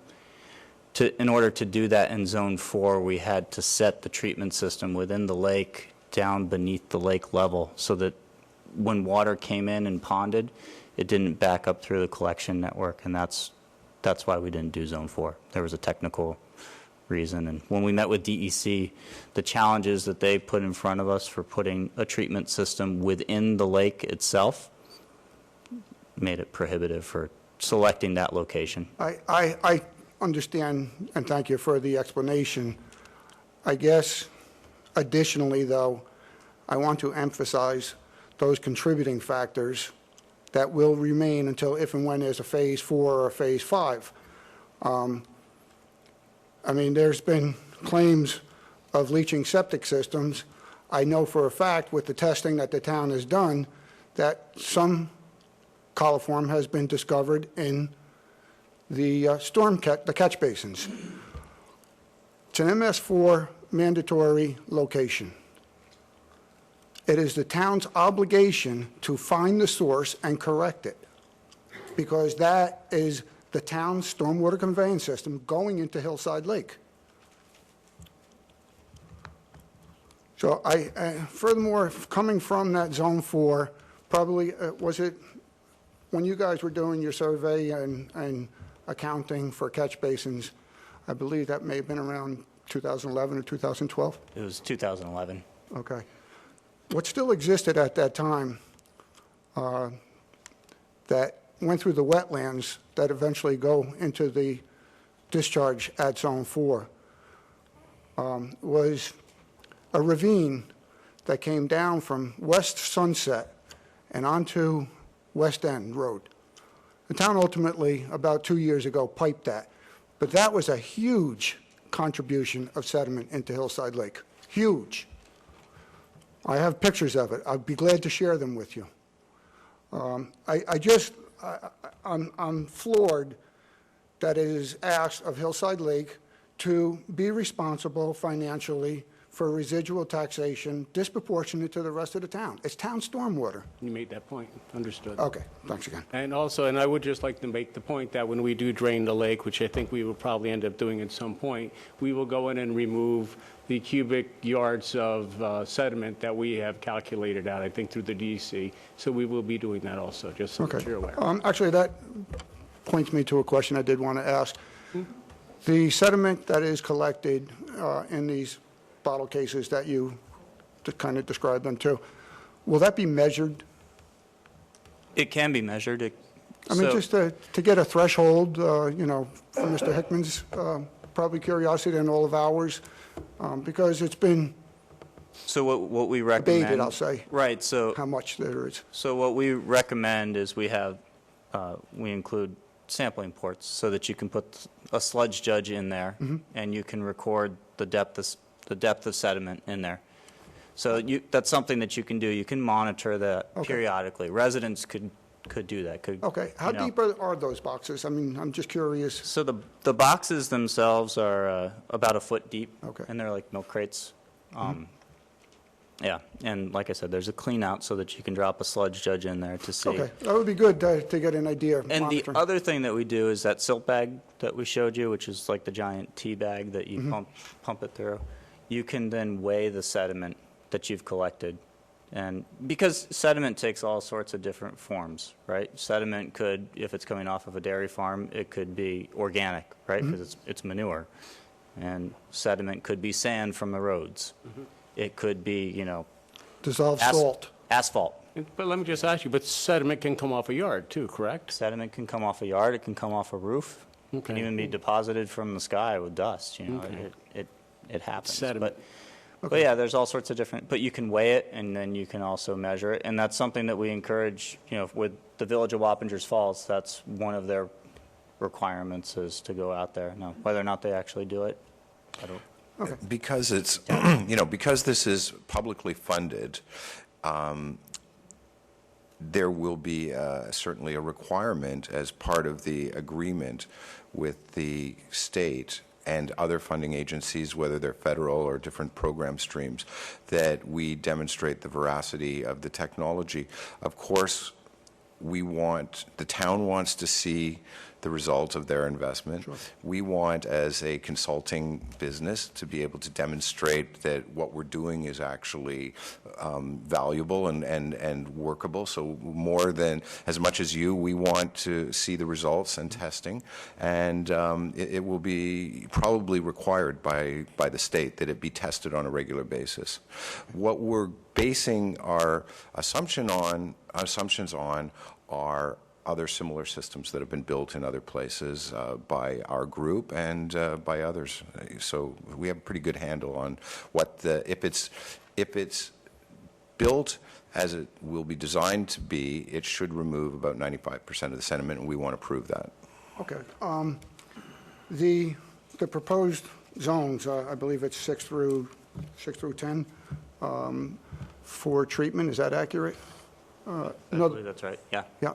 Okay, so is it the intention to, I guess, Zone 6, I think it's Zone 6, the furthest away, at the bottom of 4th and 5th Road, is the intent to run the piping? I may have it backwards. No, it starts at the bottom of 2nd Road.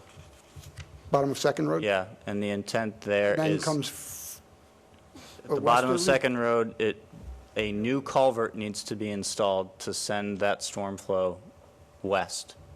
It currently discharges to the east. So, zones 7 and 6, they're part of this project? Seven is, I'm not sure, without looking at the map.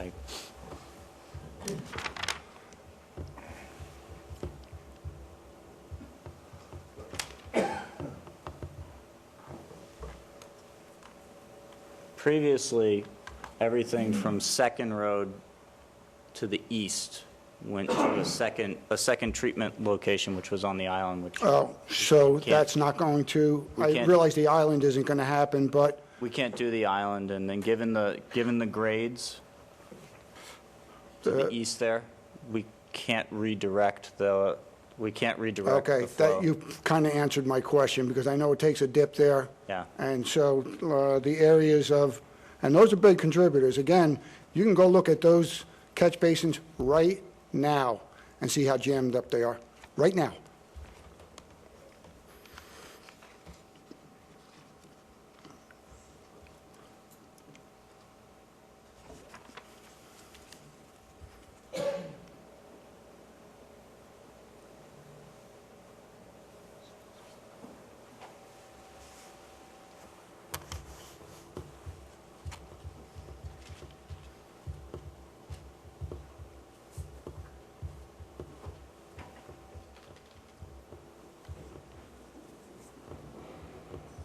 About 6 to 10.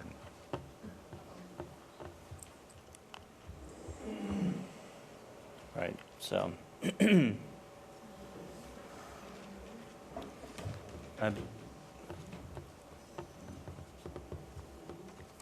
Is that right? Is that 2nd Road right there? I think so. No, I believe that's right near 3rd and 4th Road where your pointer is. Okay. You want to hand you this map for reference? Sure. Here.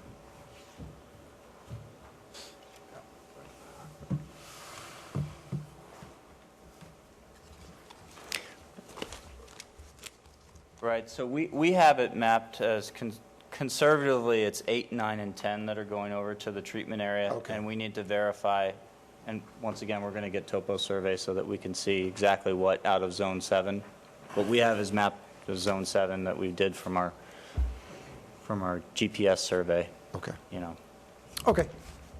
Thanks for the explanation. Do you want this back? No, I got it. Okay. Okay, now it's time for the idiot in the room. I'm Peter Jensen. We are only landowners out there. We don't live there, but of course we can't build on lots that we have.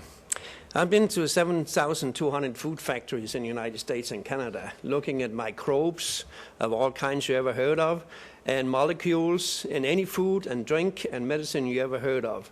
Okay? Why do I mention myself here like they did? By the way, they did a fantastic job, and what they are doing is a fantastic job. The problem is, I go up to Lowville, New York, Kraft Foods, they make Philly cream cheese.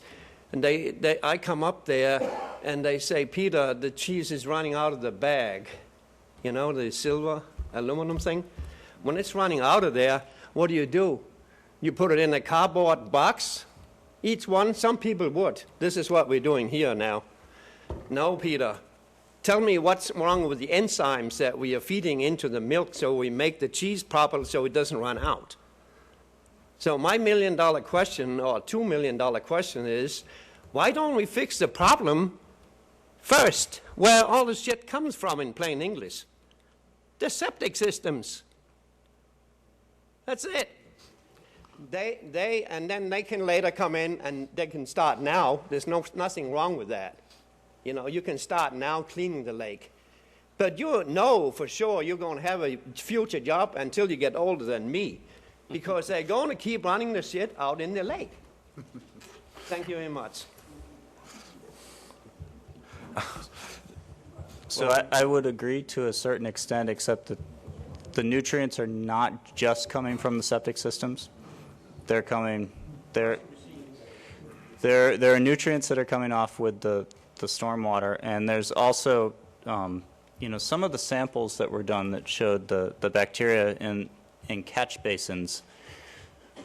Unless the catch basins are intercepting, you know, septic leachate, the bacteria is coming from another source, surface source, and I know that there are also lots of waterfowl out there that add to it. But you're right. As we said, this is a multi-phased approach. But we got to fix the problem. We're acutely aware that the septic systems. Well, unfortunately, the reality is that changing the septic systems for all the homes around the lake is a massive undertaking, requires a lot of funding, and it's a long process. And DEC, in their infinite wisdom, has determined that this is the starting point, and to start, I guess you could say, with the lowest hanging fruit, which is to capture the stormwater treatment. And somebody who was asking questions about, you know, is this going to improve the water quality, or is this going to just stop the further deterioration? We have to start by stabilizing the lake with what we can do, and then move towards the more complex problems. And we have been, you know, we've met with Dutchess County Department of Health. They are aware of the issues around the lake with the septics, and they have given us assurance that when the time comes, they will be supportive of a program that will replace problem septic tanks with enhanced treatment units. So but that's going to take more money, and basically we have been told by DEC when we met with actually the head of Region 3, start here. Start with something that you can actually achieve, and then you will be able to move forward and show the commitment of the community to tackle this problem, and that will make Victor's job to find further funding for the more complex and more expensive issues more viable, because they will see that this community is actually trying to do something, is taking steps, is going out, trying to get grants, spending money, and taking steps. So from that point on, you know, we know that we have to get to there. That's the goal. But we have to start where we can. Septic tanks fixing does nothing for the nitrates that goes out in the pipes. It doesn't. We have a PhD dollar in water remediation in the entire California state, which is full of nitrates from cow pee and everything else. It doesn't disappear unless you molecularly change it, as you know. Okay, so the septic tanks itself is not going to solve the problem. That's just the microbes that's going to bring up the turbines, basically. And you could make natural gas out of it if you want. Now, what comes out of them only has a small 8,000 to 10,000 square foot area. And then people have their water pipe and well right over there behind that door. Never mind that the people are drinking all this nitrate water. You know what that does to people? If cows drink nitrate water, they never get pregnant What do you think people get? They are mammals too. I've studied all this stuff. I've been out testing nitrates and everything for all the farms in this country. Nitrates have to disappear. In other words, pipe them away from there in a septic system that works for the whole area. Thank you very much. Could I address the practical issue of the sewer system? The town has filed as a trial balloon, basically, to see how the state and the federal government would perceive it, a $17 million filing with the Environmental Facilities Corporation for the development of a conventional sewer system for Hillside Lake. 17 million, that's what it would cost. And that would be solely on the backs of the residents. It would improve your property values enormously, but until there's federal grant money. Is that a grant or is that a loan? That is the cost of the project. And how do you plan on funding it? Well, the first step was we sent it out to the state for the intended use plan, and they scored it so highly based upon your issues that with an appropriate income survey of the 415 residents in the community, we can initially probably get you a 0% loan. As it stands, the state and federal government have agreed to pay for half of the interest on that. I'm sorry, but... They have agreed to pay for 50% of the interest on a $17 million. I'm sorry, but when you're talking about $13 million, did you say? 17. $17 million on 450 homes. Exactly. That's why it has not been proceeded with. You can take 90% of that, and I don't even want to hear the figure that it's going to cost. That's exactly was the town's reaction to it. That's why Dutchess... That one right back in your pocket. Right, exactly. That's why That's totally right. However, that's why Dutchess County Department of Health favors on-site treatment systems at each home, which would cost about, what did we figure, about, like, even if there was, you know, a winning lottery ticket to replace every single septic tank, it would be, I think, a quarter of that cost. It would be like something in the neighborhood of $6 million. Let me interject there while Sure. we're still on a topic. We're Let's back have on this the topic debate. of septic tanks. There was an infrared topography done in the Hillside Lake area to look for leaking septic tanks. Would you care to share the results with us? Because I've asked and I didn't receive them. I haven't seen it. You haven't seen them? Actually, Mr. Damaso brought that up some years ago about doing an infrared flyover. We actually found a firm that does this. DC, Board of Health, they really are not that fond of them. There's a lot of tricks to doing an infrared flyover to detect septics. So that's why I don't know where the results are. Town paid for it. We try to get a better idea. And it has to do with the temperature differential. You can only do it at certain times of the day, temperature differential, and the times that you can do it, we didn't feel really lend itself to the most accurate results available. And there's some traces. Why would they do it at that Excuse time? me? Why would they do it at that time if that's what that company does for No, a that's professional? because that's how you have to do it. It's a differential between the air temperature. And there's a certain period that they can, I mean, they're very sophisticated in what they do, but it doesn't get, like, I would think that we would look for septics leaking probably 8 in the morning, you know, till maybe, you know, going to work, something like that. But I don't recall what the time frame that they actually could do it just because of the time of year. So we do have it. It's probably done in engineering with many of our other maps, but we didn't feel it was actually representative of a problem. How much did that test cost? Well, I think it cost maybe $10,000. All right, so we did $10,000. We spent $10,000 on a test that is useless to us, is what you're saying? We sent our engineers out. They looked at it. They've looked at the results. I haven't myself. Okay. But it's down in engineering. They've looked at it, and it was a barometer. But to be honest with you, because of, as I just said, the parameters of taking the test, but it wasn't as useful as we felt. I do believe that they shared it with the DOA, the Department of Health up at Dutchess, but I haven't been speaking to them, so I don't Okay, know. being this isn't a formal town board meeting, it doesn't fall under Robert's Rules of Orders, I'd like to ask Keith a question back here.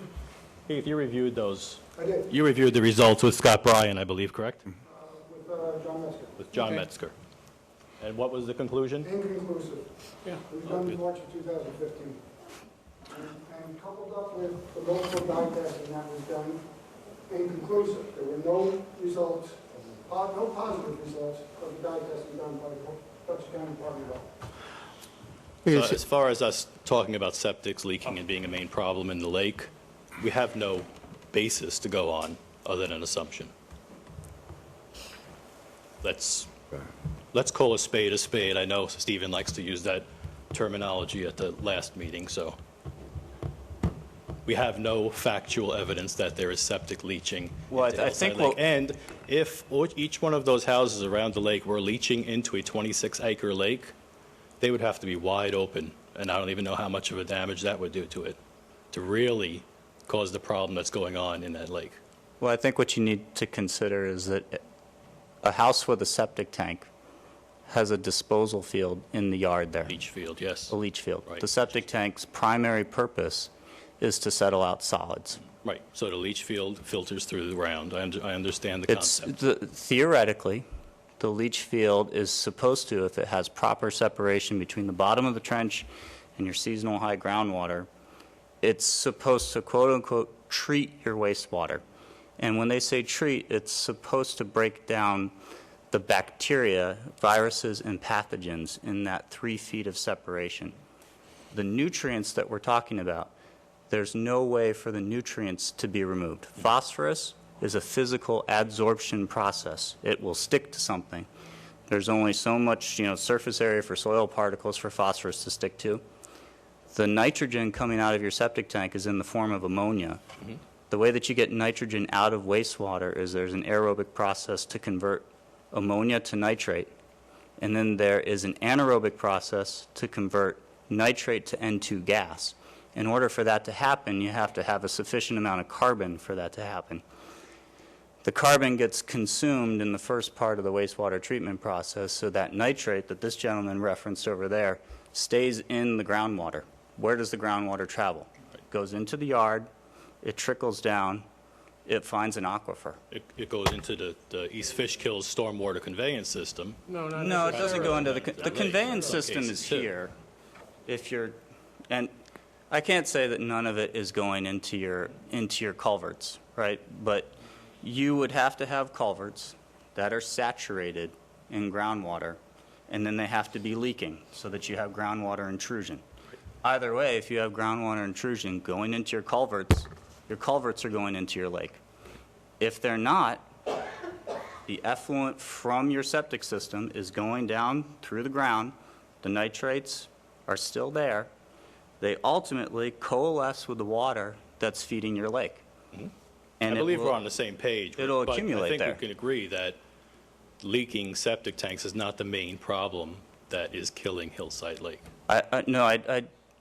I would say that on-site wastewater disposal is a continuous source of nutrients that are going into your lake. Okay, and that includes stormwater. Stormwater contributes nutrients into your lake as well. Mm-hmm. Right now, you have a stormwater collection system with no treatment whatsoever going into the lake. You also have houses surrounding that lake with on-site wastewater disposal systems that are transporting nutrients from your toilet water into that aquifer. Mm-hmm. And since the lake is the lowest point, I think that we can all agree that water's flowing that way. It seems logical that those nutrients are going there. Short of doing an actual groundwater modeling exercise, I can't say with 100% and swear on a Bible that that's what's happening. I believe at the 2013 presentation that was done, I'm not sure, I don't think you were there. I think Stephen and Ken, was it? Fred were there. It was stated by you, I believe, Stephen, that the main contributor to the demise of the lake is stormwater. Well, that's our belief based on, what we've seen in many other places. We would have to do, as David said, real modeling and testing and we would, if we get to phase 3, before we start recommending, or whoever is the consultant, if not us, starts to recommend remediation plans, you would have to do that kind of an analysis. But we're not there yet, and we. I'm sorry, John, go ahead.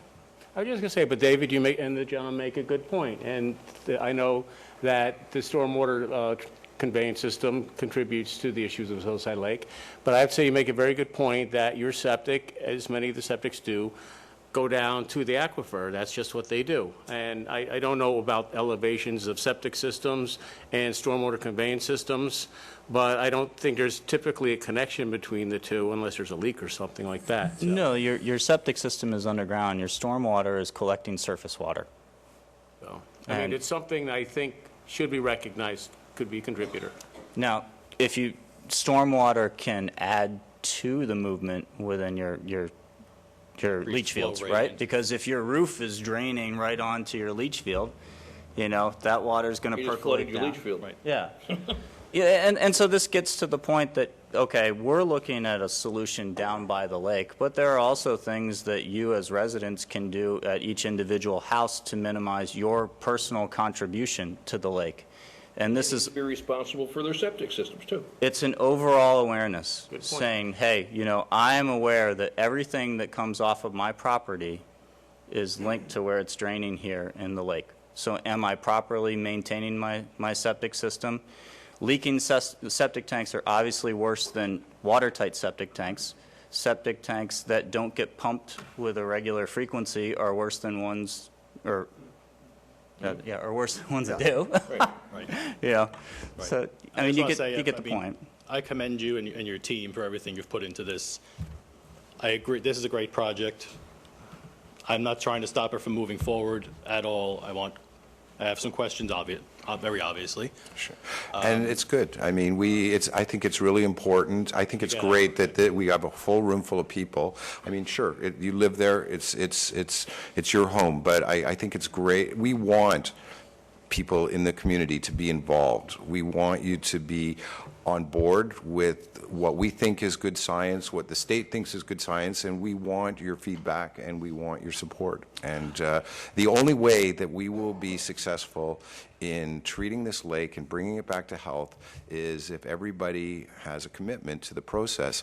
One of the things that was in the original grant application was we had allocated some funds for education, and one of the things that we wanted to do was to teach people about creating rain gardens and roof gardens and harvesting the water coming off their houses and their properties, particularly on the side of the lake where we're unable to put a treatment system, so that people can make that contribution at a fairly minimal cost.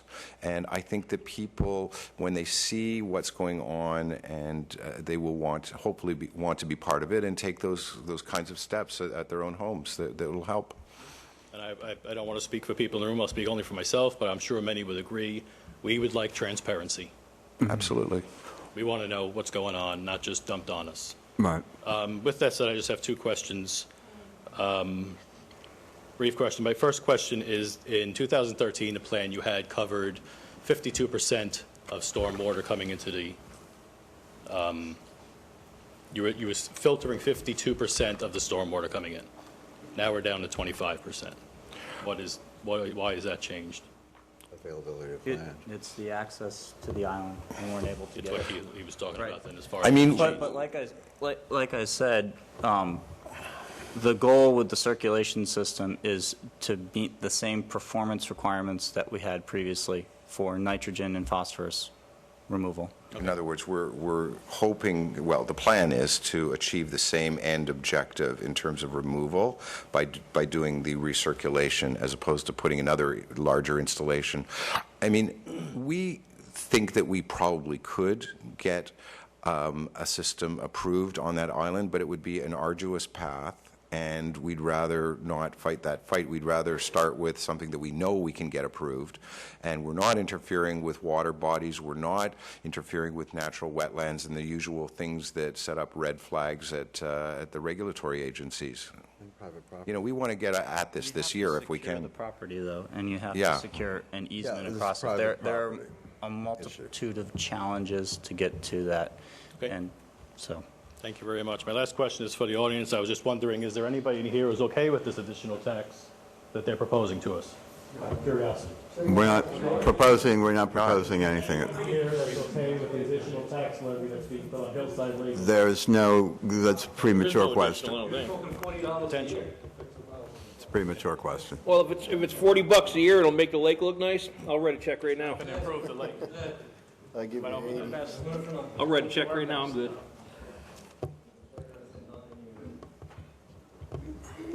This is a big step now. Good evening. It was mentioned that some of the runoff from people's property that go into the lake contribute nitrates and, not nitrates, but phosphorus and nitrogen, right? So the majority of the houses in Hillside Lake, we know are higher than the lake, okay? The houses on the perimeter, they're also slightly higher than the lake itself. My question would be, why couldn't we, John, I think it's maybe more for you, why couldn't we put a curb around the perimeter of the lake itself and then just pipe all these catch basins so now no water is running into the lake, and just pipe it right down to Hillside Lake Road and let it run right down? We actually looked at that years ago. I think it was brought up, separating the stormwater from Hillside Lake itself. But I think, and I can't speak for our engineers, but the issues were the cost, and I think thank you, Victor. And I think it was the same thing you guys were running into, the elevations, stuff like that. The what? I'm sorry. Elevations, to get everything to go that way. Well, I don't know if I'm making myself clear or I'm not understanding. You just want to do a curb, though. Well, I'm saying if there was a curb around the whole perimeter, and then you got catch basins that this curb is going to draw it to, and then everything can run right around, you know, just pipe it right down to Hillside Lake Road. Is that, I mean, you know, I don't know what kind of expense that would be over a period of time, but I think that would solve a lot of the problems of water that's going into the lake that's being made mention of over here. What do you... Well, so I don't think you could do a curb around the entire lake and actually direct water that way, because on the east side of the lake, it dips down and goes back. But, you know, if you really wanted to go and take water from the catch basins, you'd have to then run a storm sewer main and send that pipe out. With pumps? Well, you'd have to just dig it really deep and hope that you don't hit ledge. Now, I didn't... So anecdotally, I've heard from the other engineers that have worked on the project, especially talking about doing a municipal sewer connection. One of the issues is the ability to do a gravity collection sewer because of ledge around the lake. And so... Would there be a partial way that... Well, you'd have to go... So if you were... Okay, so say theoretically, you know, John came to me and said, hey, Dave, I want to get all the stormwater and send it out. How would I do it? I would have to drain the lake and put a culvert pipe, a storm sewer, right through the center of the lake, and then come out to the east and fish it through some people's property and find a discharge location on the west side of the road over here. And the reason for the way you're explaining versus what I said, where you would run it right around the perimeter of the lake onto Hillside Lake Road is what? What is the reason? Because there's a dip right back here. Okay. Right, so that's a low point. Okay. And the water would just fill there, and you couldn't get all of this water around and out. Okay. Right. So let me ask this. And there's another issue too, if I could, because this question was asked a couple of years ago, and I actually spoke to somebody at DEC, and their position is that they do not support the transport of stormwater from one area to another area. It has to be treated at the source rather than taking it somewhere else and creating another problem somewhere else. Sending the problem downstream. Well, right, exactly. So they would never permit it is the first issue. Okay, I don't know about permits or any of that, and I don't know, could half of the lake go to Hillside Lake Road, where there's some catch basins on one side of the lake? I'll just leave that as a question, and I'll speak to you about it, John, maybe another time, okay?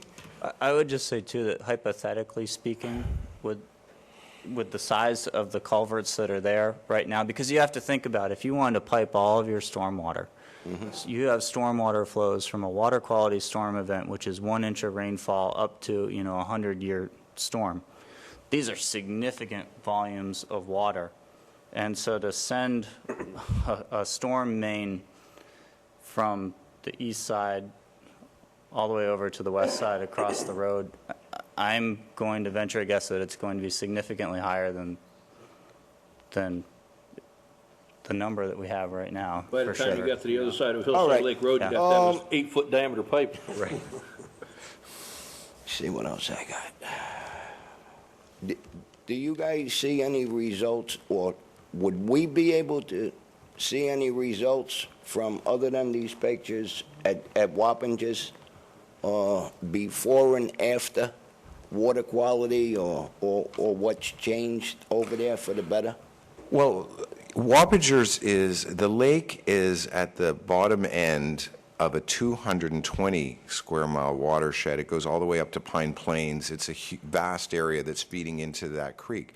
There are 13 different communities that all have sewage treatment plants and what have you. There's Dutchess County Airport, lots of stuff that's contributing. So what we did was, and in fact, the science had been done before we arrived, but it was determined that this particular spot was able to capture the most stormwater that was going through the town, through the village, into the lake, that we could actually put again, having access to a piece of land that we could use, that wasn't a designated wetland, that wasn't somebody's private property, that where we could actually do something like this. And it was recognized, by everybody involved, particularly DEC, that this was only a first step to remediating that lake. Okay. And to that point, we were actually just in a meeting with the mayor there before we came here tonight, because they, in the same grant round that funded this project, they were awarded, what was it, $278,000 to further study what else can be done in that watershed. And these are like huge issues, right? This is like over 100 years in the making, and changing the hydrology of, big areas. So the simple answer to your question is, it's the beginning of a process, and the state and the communities there are, like here, recognizing you got to start somewhere, and here's where we start, and hopefully we'll be able to keep rolling forward there too. How long, if you didn't answer it already just now, how long a period of time do you think that we would be able to see results in Hillside Lake, just with that system, that, forget about any other grants or anything else? How long would it take for us to get positive effects? And before you answer that, let me incorporate this other question. You said that it would filter out 20, give me the numbers again on the nitrogen and phosphorus. It's an 80% removal of nitrogen, and the performance that we were required was 80% removal of nitrogen, 40% removal of total phosphorus. So how much of that removal, what positive effect could somebody see? Could you give an example of what that amount could do, in an area for not making further vegetation grow, or could you give some sort of example for that? Well, I would say that, okay, say we built the thing and it was up and running June 1st. Let's say that by the end of the season, let's say by Labor Day, if you went to that discharge location that we're talking about, you would see a noticeable improvement in the water quality around that discharge location. When you say a noticeable improvement, in what aspect or what regard? If you recall, if you think back to last year and how it looked, and from the pictures that I've seen, it's pretty overgrown with weeds or aquatic plants. Lily pads. Lily pads. It's basically lily pads, from what I understand or see. I don't know what else you could see. I mean, the other thing is that, let's say, we were just talking about this before the meeting, worst case scenario, we don't get any more money, we don't get any more grants, this is it for now. We could, not we, but the collective we, could harvest and cut down those plants and remove them, and with the enhanced treatment or removal of what's feeding them and circulation, it would be significantly reduced. So worst case scenario, I would say, I'm going out on a limb here, don't hang me, but I'm speculating. I would say worst case scenario, within probably 2 years, there would be a discernible difference in the water quality and the physical appearance. And, working with, I would say, though, that what we've seen in other instances at the discharge point from where our treatment system is, if in the past the water was, completely full of algae or aquatic plants, or it was clouded up with sediment, after we put in our treatment system in that location where it's discharging, you can now see down in the water. The turbidity has dropped off. The clarity is noticeable. My concern is more of the lily pads disappearing, as well as the lily pads. Quality, okay, but I think that we have a concern about getting rid of these lily pads and not having them grow, because that's a contributor, is what you guys have said, to the sediment and everything else. So one of the big concerns would be to make sure that they're not going to grow back. Right, and one of the challenges that you have in terms of getting immediate satisfaction on the lake is the fact that you have such a rich seed bank in that muck layer. Right. The dredging will get rid of that muck layer significantly, but then short of doing the dredging with, if you take the nutrients out, it will minimize the amount of plant growth. But as Stephen said, maybe you need to go the extra step and start harvesting some of those plants to discourage them from growing, because lily pads that grow, like in a little tuber down there on the bottom and shoot up to the surface, and they spread out horizontally. Can I just Sure. add one thing here I'd like to say? We've been working with this town for since 2011. We responded to an RFP for experts in this field to come and make proposals. And, I realize, we're not residents, but as I said before, as consultants and invested in the success of this, we have a stake in this being successful. It's not just a gig for us. We want this to be successful. But I can tell you categorically, and I know it's been contentious, but the town has been fully committed, from our perspective, to solving this problem. I know that the supervisor, every time I speak to him, is what can we do? What can we do? How, what grant can we apply for? So I think that the community ought to, my personal humble opinion, ought to give the supervisor and his board support and recognize that they are making a genuine effort to resolve this problem. And I know that people have different issues, and there's been controversy, but I can tell you absolutely that this town is committed to trying to solve this problem the best way they can. Thank you. Is this system an adaptable system that it can be enlarged later if it needed to be? Let me just get these 3 questions and then you can answer them. Is it an adaptable system? What kind of warranty do you guys give on a system like this? Good question. I never asked you for your warranty. All right. Well, I'm asking, but I'm not done. What happens if this system fails? Whose expense is it going to be? That now we have other matter in the lake that has to get discarded. I'm sure it's all not biodegradable. So, whose expense would this be? And what, you know, what role would you guys have in it after you get your money in your... Well, first, I would just say that. So that's about it. Number one, we're not the contractors that are installing this. This is a permitted, will be a permitted system, right? So that means that you have a design that gets endorsed by a professional engineer. Right. And the warranties that go along with a professional engineer certified design are, you know, the same warranties that would go along with professional engineer designing a sewer system. Then if there's a failure in terms of construction, it's a question of, well, was it, you know, the work done by the contractor, or was it a gross negligence by the designer? Well, for instance, in the case of Wappingers, and this is true with most state contracts of this type, the contractor, because it goes to bid, I mean, we don't do the actual construction. It goes out to a public bid process, and we get who we get. And we try, as the designers and engineers, we try as best we can to quantify in the bid documents and the construction drawings that we get the best possible guy who will follow our instructions. But he is obligated, he's obligated for 2 years if there's anything that fails as a result of his bad work. So you're saying there's a 2-year warranty on his workmanship?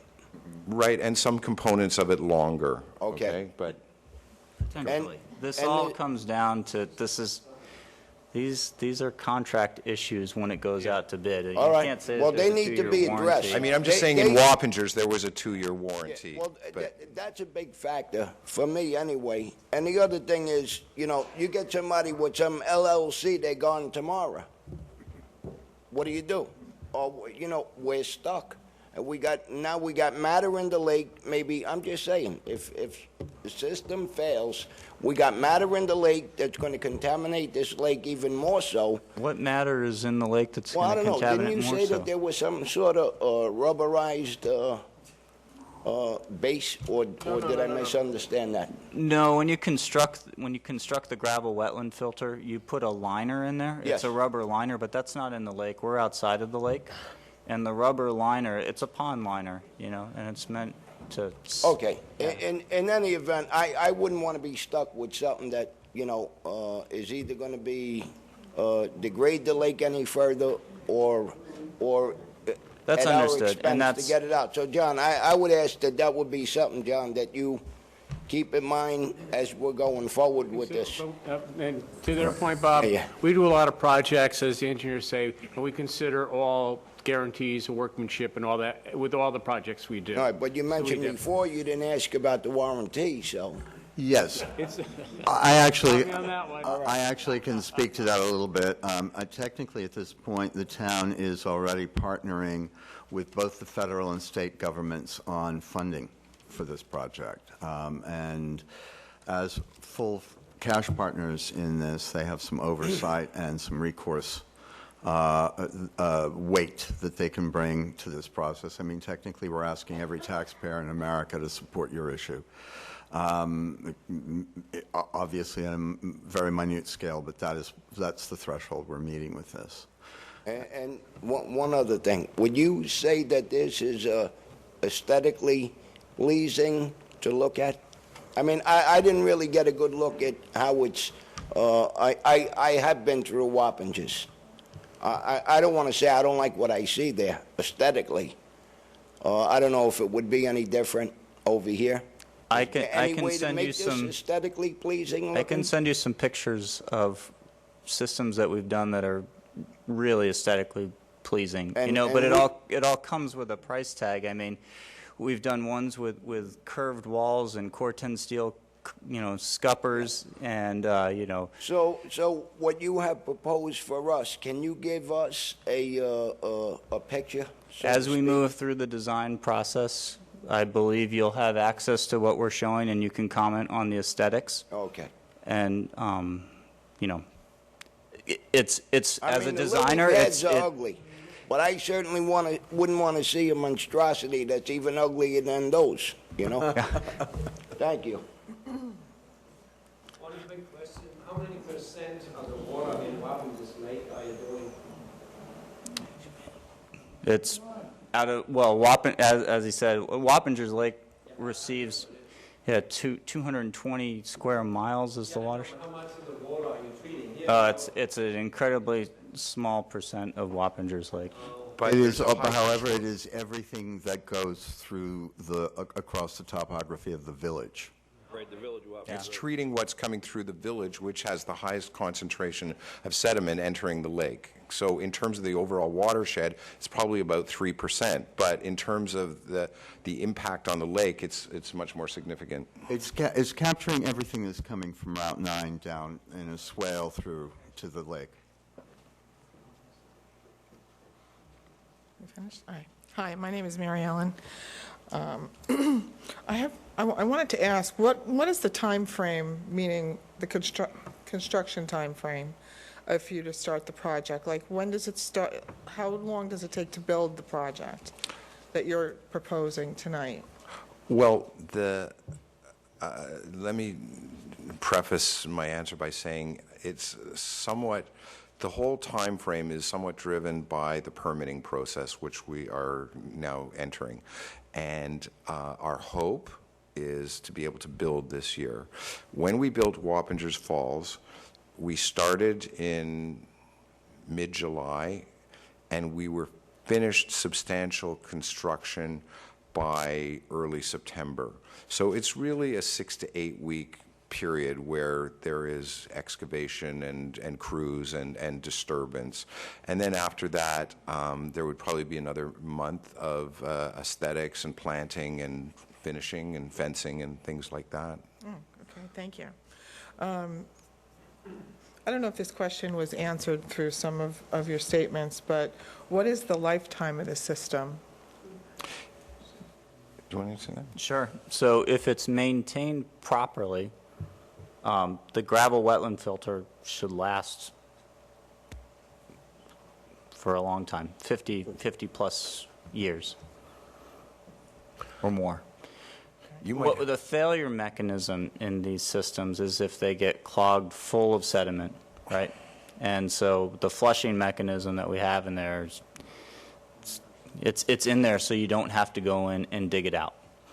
If it wasn't flushed properly and sediment, built up in there, it's probably, 10 years before sediment would build up to the point where the water wouldn't flow through it properly. Then what would you do?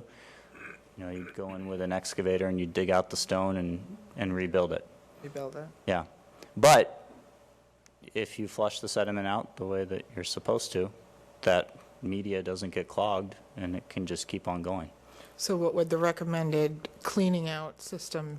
We typically recommend twice a year. So twice a year? Yeah, springtime and then in the fall before. Just automatically keep that up to see what type of sediment you're collecting? This is a living ecosystem. It has to be maintained. It's not entirely passive, but it's fairly passive. I mean, with fairly minimal maintenance and checking it, and it's. Well, it gets to the point, one of the gentlemen asked, like, how could you measure this, right? And it's like, well, you're going to measure how much sediment is actually going in there, right? And that'll dictate ultimately what your maintenance schedule is.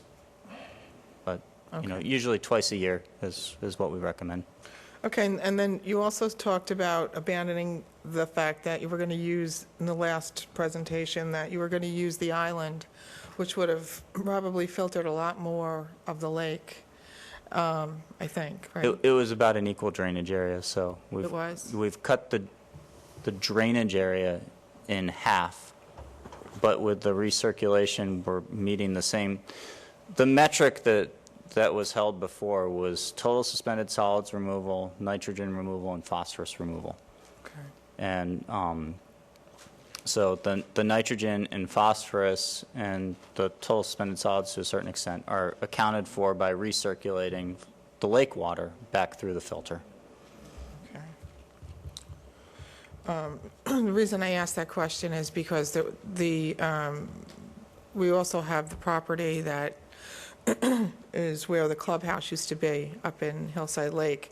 And I was just wondering if that was something that that far away from the lake, would that be an area that could be used for additional filtration?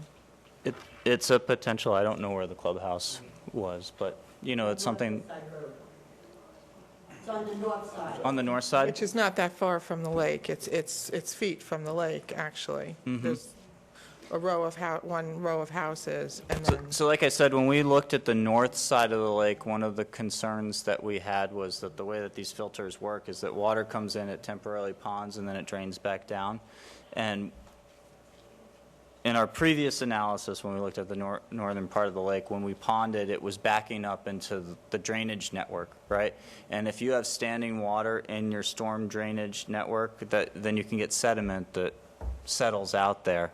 And even though we'd have this great filter removing sediment, we could potentially have a clog in the pipe, and that's why we determined that. so there's no other use of that land there either. From what we looked at, but we can take a quick we can take a quick look. There's a drainage problem because it's so low. There's flat. a drainage problem over there. That's why I was wondering if that can be used to dig out, Taken away, that's a good point. Yeah. That's definitely something that we can look at as we progress with the design. And just to add to some of the questions that were asked earlier, as far as drainage, properties that are draining into Hillside Lake, on your slide, if you have a slide, the subwater sheds with the red lines. On that slide at the bottom, there's two properties that aren't in Hillside Lake that drain into Hillside Lake, which would be Marie Court and James Dorsland Drive. So I guess the question actually would be for you, Mr. Hickman, would they also be included if you just tax the Hillside Lake people for this event? Would they also be, anybody draining into there? Good question. I believe that would be very fair. Okay. Absolutely. All right. If that's the way we go, we're trying not to impact anybody, but if that was the case, certainly anybody that benefited would certainly be contributing. Okay. Thank you. Thank you for your time. You're welcome. The very nice presentation, gentlemen. I liked it. Thank you. I live in Hillside Lake. I'm a resident there. Now, as far as the tax issue, that's a pretty touchy subject for everybody in this room. Nobody wants to see their taxes go up, and mine have doubled since I bought my house in '04. So the last thing I want is any more of a raise. And I understand the gentleman over here was ready to write his check out right now for $40 for the year. And believe me, we're very aware of that. We're certainly doing everything to. No, I understand that, and I appreciate you guys going through everything that you're going through now. But as far as that, like I said, I just want to state that I don't want to see any more taxes. I'm tired of paying taxes. Understood. So, but appreciate everything you guys are doing. We will do our best. Thank you. Thank you.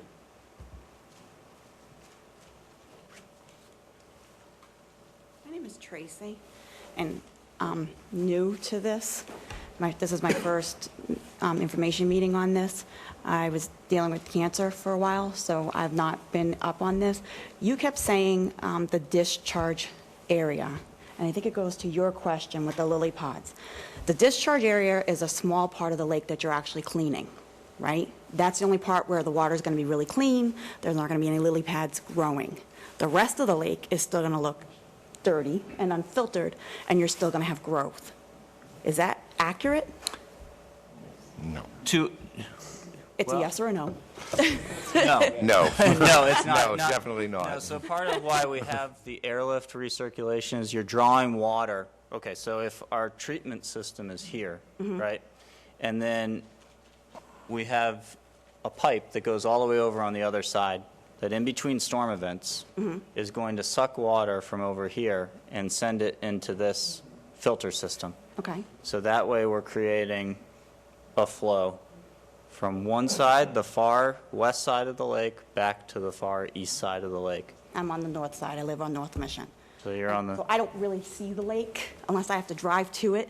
But I can tell you that in the spring, my basement floods, and I'm pumping onto the road, and I'm feeding into you because you're on the other end. But to me, if you're only cleaning, say, 10 or 20% of the lake, the other 80% is still dirty and growing. So one thing to consider about a lake is when a drop of water goes into the lake, how long does that drop of water stay there before it gets discharged out of the lake, right? And so that means, you know, you've got this residence time in the lake. And so when you have pollution in that lake, diffusion takes over. You know, you put a drop of dye in the lake here, and it spreads out over a period of time because that's just diffusion that happens, right? And so you have nutrients that have spread out through the lake. If we start sucking out nutrients, you create a gradient, right? And so the nutrients want to go from like high to low concentration. Okay. And so that's what we're trying to do, is we're trying... I agree that something needs to be done. We're trying to remove this out. What makes it more complex is that you have a constant supply of nutrients coming in multiple areas. in multiple areas, right? We have a lot of But what feeders. we're doing is we do now have a mechanism potentially to remove nutrients and... From a portion of the lake. Well, But it impacts the small whole print. it lake. impacts the whole lake because you're... And how long is that going to take before it impacts the entire lake? Where we're, as residents who are paying, we're covering the 1.175. How long is it going to take before we actually really see? You know, well, actually, we got the grant, and a lot of things have come forward. I mean, the New York State is covering a lot of it. Hopefully, the federal 55%. government will be... 647,000. Yeah. And we're expecting another. And then there's $250,000. maintenance. hopefully there won't And if be- it fails, No, I don't think it's going to fail, but I understand the point is, look, you're doing something, how long is it going to take till we see an improvement of the lake? And that, I think, is really what we want to know. I mean, it's your dollar, it's our dollar, you know, Our dollar. you want to see All of us that results are in from this your dollar. together. Now, engineers don't like to go out on a limb. That's why they're engineers.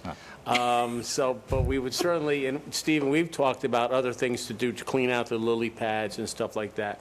This is the first step.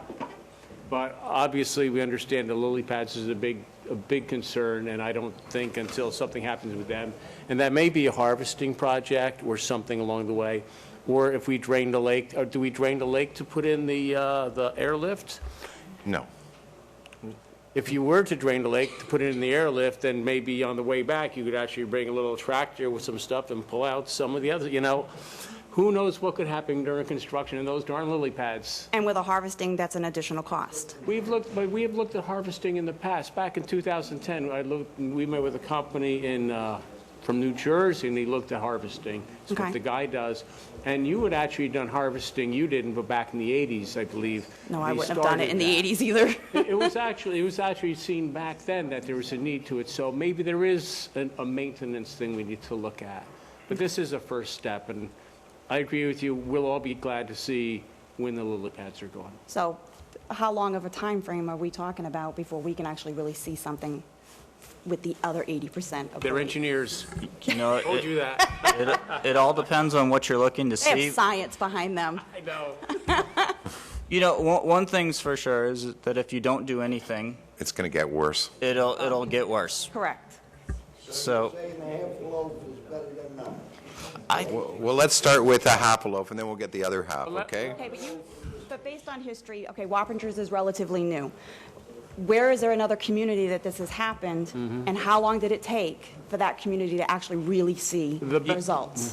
The best thing would be if we were to get the grant for the dredge. That didn't answer my question, though. I know that, but I just want to throw that in You guys are there. in this industry, and you have science behind you, and well, you I mean, know what we can show somebody else did it what we can 15 show years you with ago. the science is the estimate of how much sediment, nitrogen, and phosphorus will be removed by this process. What we can't provide you an accurate estimate of is what are the additional nutrients going into the lake now from the other sources. And then the maintenance. I If the maintenance is not kept up, and believe I mean, he talked about the maintenance. You know, it's the town maintenance. Yeah. You know, I can't guarantee what you guys do at your houses. I can't guarantee what My highway department what your does highway with department does. pumping out this but stuff, is there we will. is there a community that you know that has done this 10 years ago that we can find access to? And No, not 10 years ago. This is relatively new stuff, okay, okay? I said this is my first Yeah, no, it's adventure into this.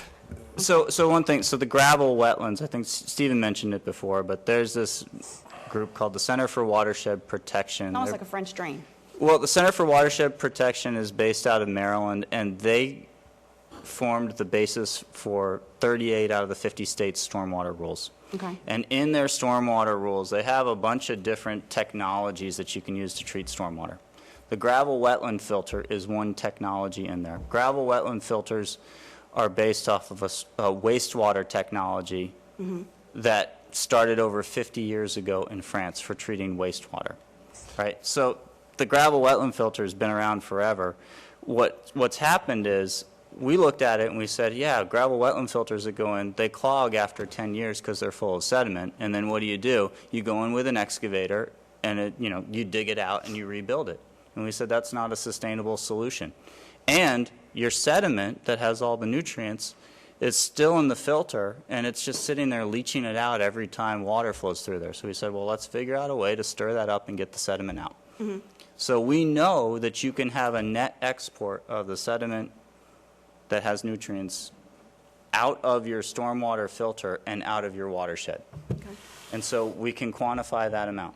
How much additional nutrient? I mean, say we did this and everybody feels great about it, and then you go put a bunch of Scott's fertilizer on your lawn. Well, you just defeated the purpose. I mean, and that's something that you can control that we have no control over.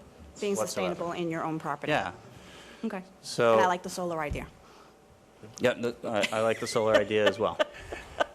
And Dave, just to Okay. go back to that, though, and Stephen did say before, one of the things is education. Everybody contributes. We have to be an educated community. How do we protect the lake from things like that? There will be other meetings as we progress where we will have information that specifically that people can adopt to help at their homes and make people aware, and we will provide information as it becomes available and as it's pertinent.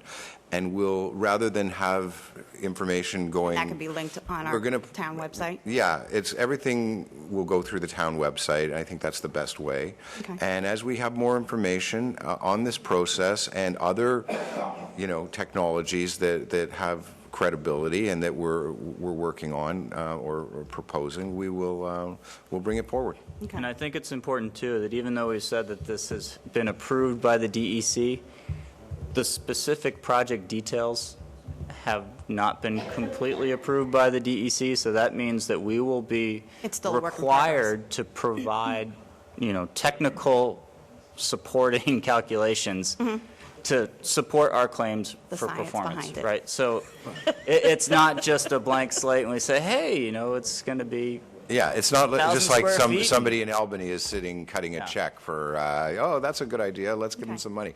They're going, they have to be accountable, and, in the current political climate, nobody wants to be the guy that funds something that doesn't work. So we're going to have to go through a very arduous set of, proof of concept and design before money is spent. Okay.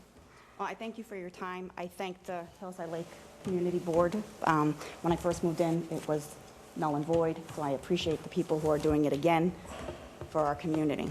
So, thank you.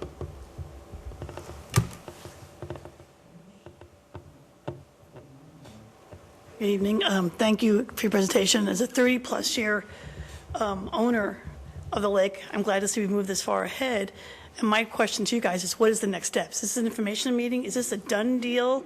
No. And we're going through? Is there a voting that has to be done? Or basically, where do we go from here? Permitting is the next huge step. I mean, we have to do what we call secret State Quality Environmental Review Act. The town planner is already working with Stephen's group on SECRA. There will be a lot of permitting things to go forward, and I think that's going to be the next big hurdle. But one thing that Stephen has pointed out previously, although David did say, also the DEC has approved this for funding, but now their permitting side has to approve it for the actual project. But they've For the already approved it specifics. for funding, so they've looked at it, so David was going to have to put together the details. But I think permitting and then that sort of stuff is going to be the next hurdle, the next 2-3 months. Once we this- get a permit. But are you looking, what kind of impact you need from us? I mean, you're talking about this $40, whatever. Is there anything from us, or this is just going to go on? And Your is support, wrong. if you're okay with this, we plan to move forward with it. But when you say are okay, that's something we as a body have to vote on, or No, just? No, we just like the community to be aware and the community to say, you know, we think this is a good project and we support it. Okay. We haven't completed the grant funding process as well, so we don't know what the ultimate financial impacts are going to be. Hopefully, there won't be any. We've got a good start on it. Yeah. And let me just preface that because I'm not familiar with all the CEQA processes. There may be, if there's some point, there may be a public hearing on it. That I'm not sure. But believe me, you'll be notified if there is a public hearing on it. I would assume if it wouldn't be financially impacted, at that point, there's got to be something coming back to us to say yay or nay? Or is it, if you decide that it's going to cost us $40 a household, which depending on, I mean, what I'm looking at, I may be okay with that. Oh, no, I know. But I'm saying, or is this, when does that come out to us that we have We're going to to? move forward with the project until we see, as long as we can, and see where the funding goes. Hopefully, we'll be able to get the grant funding to complete it, you know, Come a without long that. way when it comes to that. I remember But we need- meetings where it was all coming out of our pockets, Yeah, so. yeah. Oh, I know that. And I remember seeing some of the bills from back in the 90s. And actually, some of what you paid for back in the 90s was part of the basis for this, the boring analysis of the lake and all that stuff. So, you know, you did pay for it back then, and actually it did prove usable in this instance. So, but Again, thank you. we need to move forward, and with your support, we'd appreciate it. Thank you. Hello, gentlemen. Thank you for your presentation. I'm not an engineer, so I don't have many comments on that. Best of luck, and I hope the new technology works. If I may make one statement in regards to possible taxation, I pay federal and state taxes. I have families in Africa and Poughkeepsie who eat because of me. And if we're going to get something done that's going to affect the Hillside Lake District, and if it regards to our stormwater and all of East Fishkill, it should be something, excuse me, across the entire tax base and not just the 400 some odd households. But thank you very much for your hard work, and it's nice to see something moving on. I've been a resident since 1994, so it's nice to see something going. Thank you for your time. Thank you.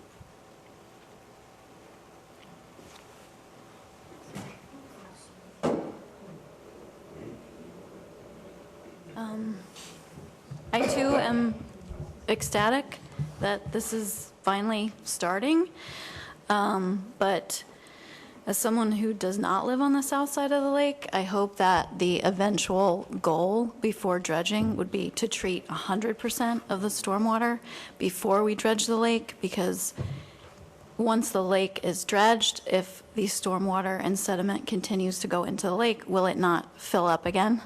Yes, and there's obviously stormwater and the other things that affect the lake, absolutely. Right, but don't we want to make sure that 100% of what's going into the lake that will refill it with sediment is going to be filtered and treated before we dredge it, so that this same problem does not happen again after the lake is dredged?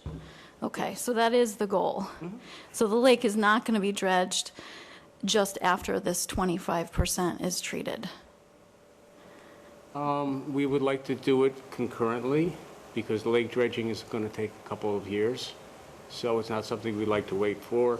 As far as you talk stormwater going into the lake, I know there's 9 or 10 discharge points into the lake, which we've already will address those issues, obviously. And there's other more complex issues that were actually brought up tonight with other things that leach into the lake. So it's very complex. We don't want to throw anybody's money away, and we want to put together a very good project. So when it's done, nothing is going to the lake that shouldn't be going into the lake.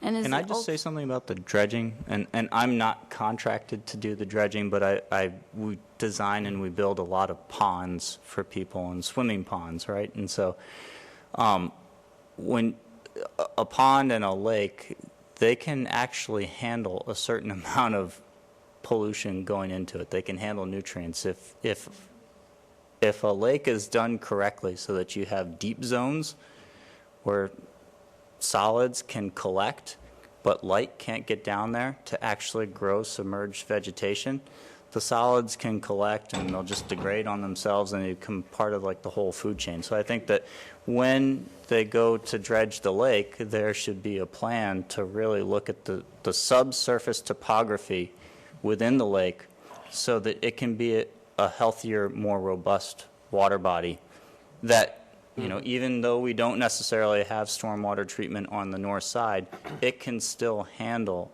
a certain amount of pollutant loading going into the lake.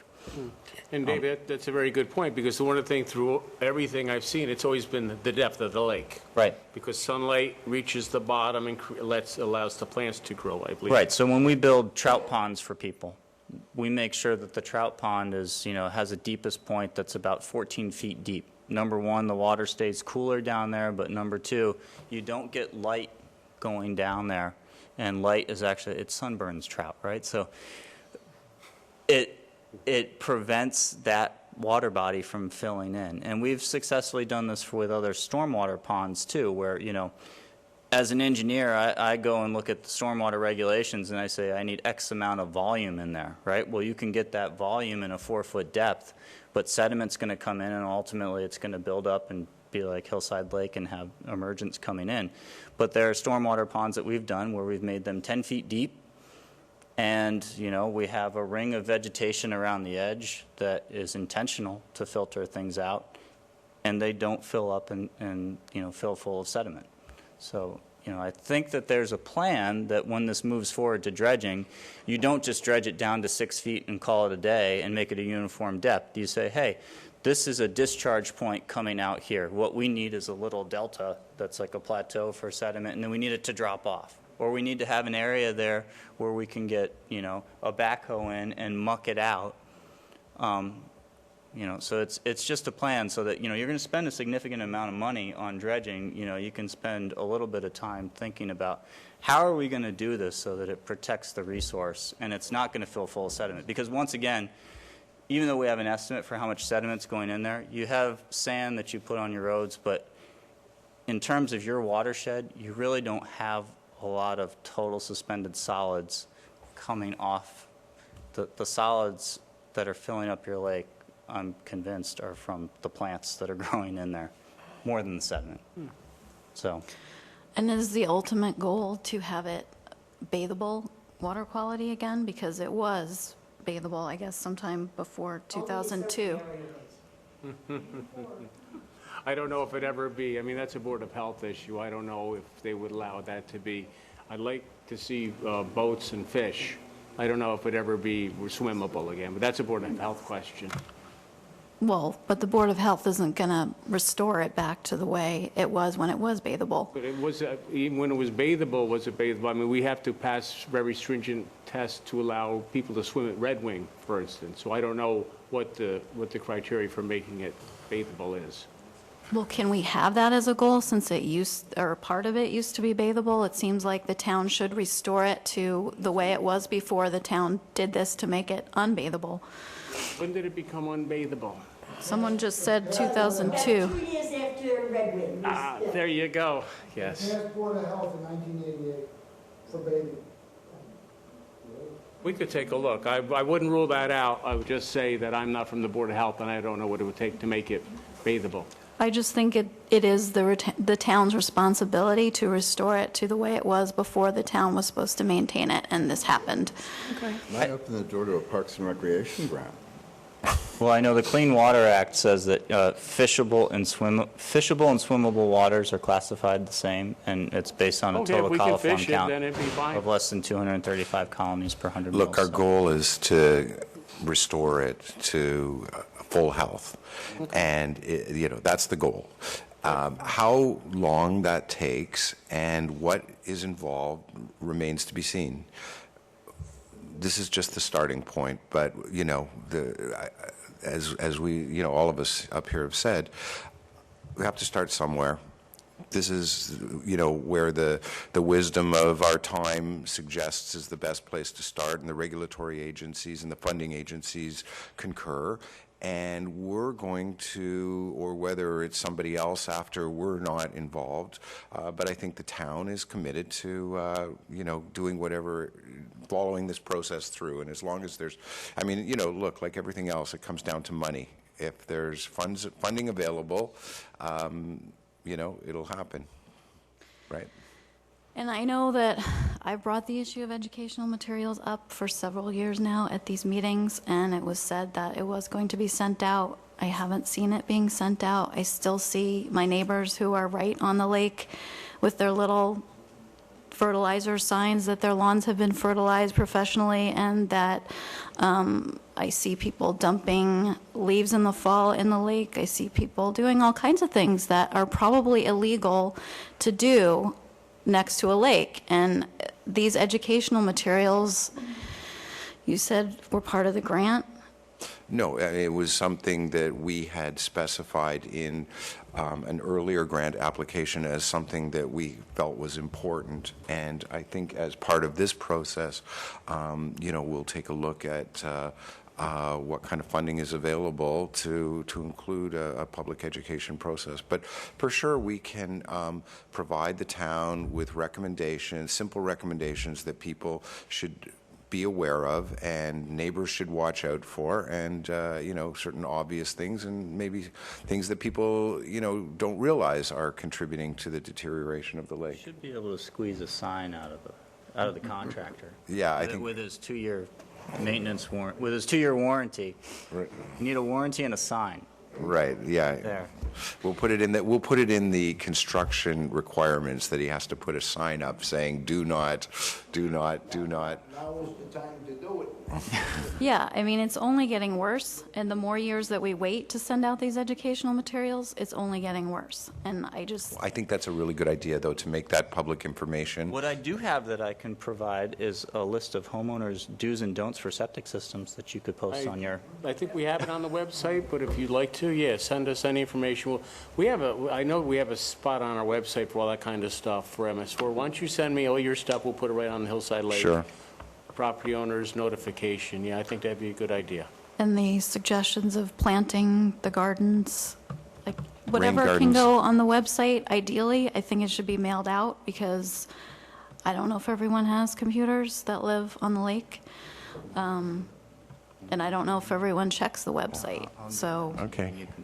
Okay. we've been talking about it for years, and it just seems like the lake just keeps deteriorating, and people continue to be a part of that, and it's a shame because we're doing it to ourselves, and maybe if we were educated, we wouldn't be doing so much damage.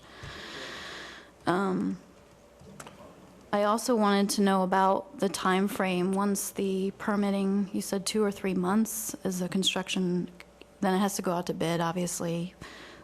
Is there a general timeline? I know you can't pin it down probably, but... Look, we're really hoping to do this year, but it's very tight. The mechanisms of higher levels of government work not always as fast as we'd like, and there's processes and there's 30-day waiting periods and funding issues that take time and bonds. I mean, really, really hoping to get a shovel in the ground this year. Okay, that's our goal. We're shooting for it full force. I would say that the ideal construction time frame would be August through October. Anytime beyond the end of October, you get beyond when you can plant, so you'd have to wait until the next season. But usually August through October, you have the driest soil conditions, so it makes earthwork the easiest. As part of the contribution that maybe isn't seen that the town is making is that they've hired a really good planner who has a lot of expertise in taking a process like this through the SECRA process, which is complicated, and brought somebody else on board, Jan, to help us process the information, because there's a lot of stuff to get the contract done, and I mean, the town control, they're on it. They're we're getting all the support. We are actually really, some communities that we've worked with, they don't have the staff, the will, or the capability to support this kind of a process, and it becomes more arduous because, I mean, it's in a way it's good for us because we do more work, but I really like working with this community because if I say we need this or can you help us with that, they're already on it. So, we're going to go full bore, and hopefully we'll get permitted this spring, and we'll be at it. But if not, if worst comes to worst and we can't get it, it's too late to put a shovel in the ground this year. It'll be in the spring. Okay. And will those designs of how it will look aesthetically, the different possibilities, be posted on the website? And will the community have any input as to which aesthetically pleasing designs? Will we be able to have any vote in that? Because we're the ones who are going to have to look at it. We'll see, let's see what the design comes out, and I think these gentlemen understand the concern, and we'll talk once we get something on paper, and let's see what goes. All right, thanks a lot. We'll show you what we're thinking. Yeah. 2 quick things, and I'll accept the Reader's Digest for an answer, version for an answer.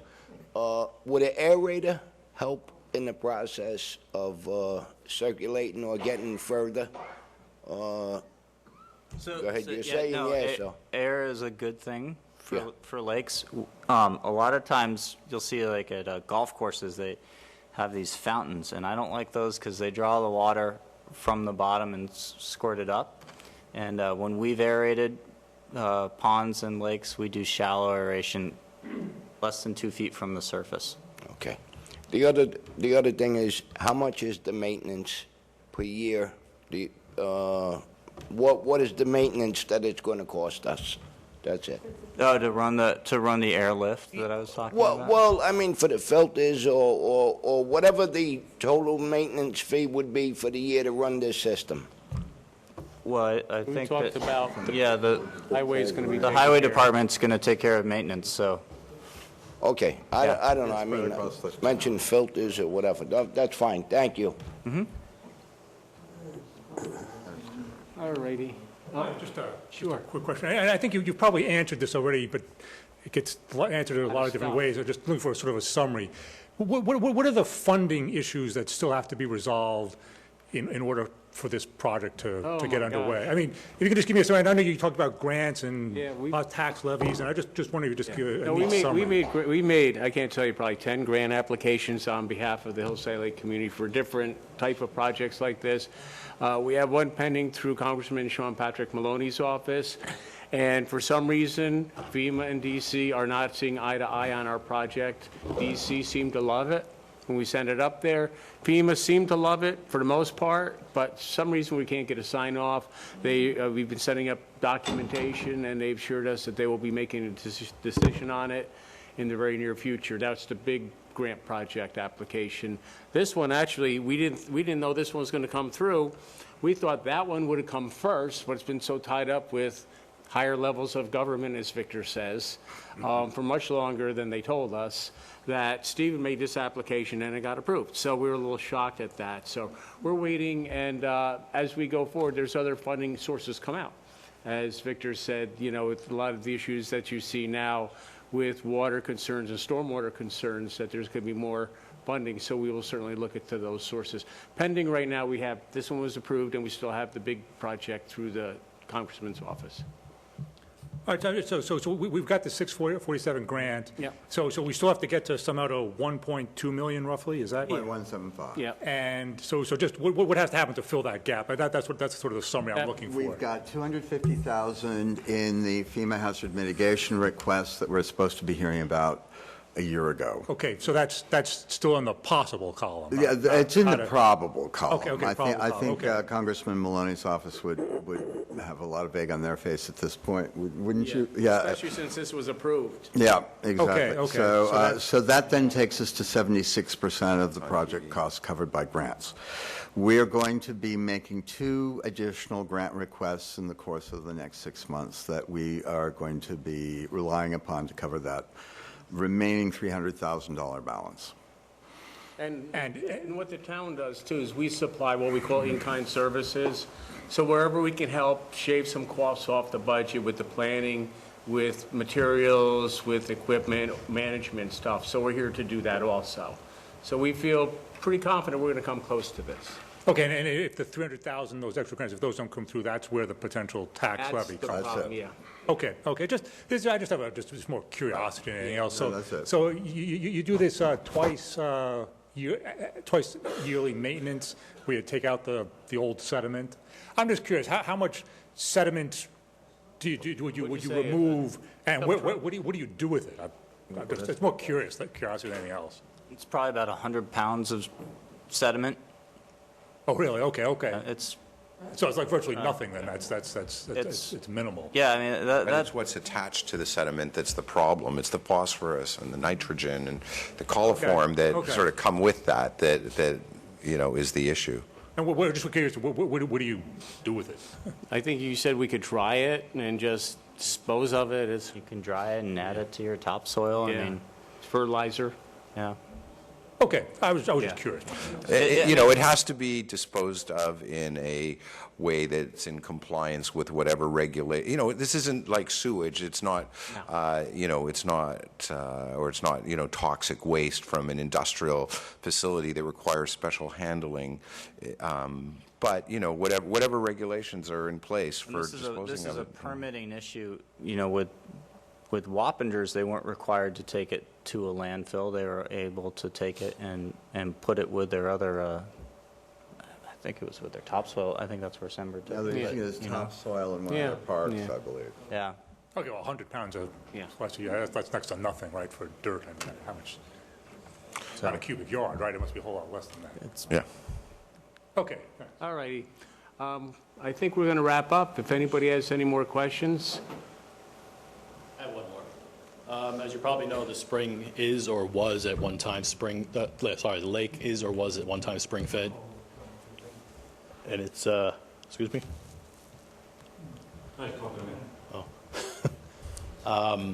Has there been any research done into opening up those springs? Because they seem to be covered by sediment, one would assume at this point. Not that I know of. That would dilute the water as well with spring water and help in revitalizing the lake, I would think. Potentially. It's something that we could, particularly if we get to the dredging phase, that would certainly be something we'd want to take a look at. Okay, thanks.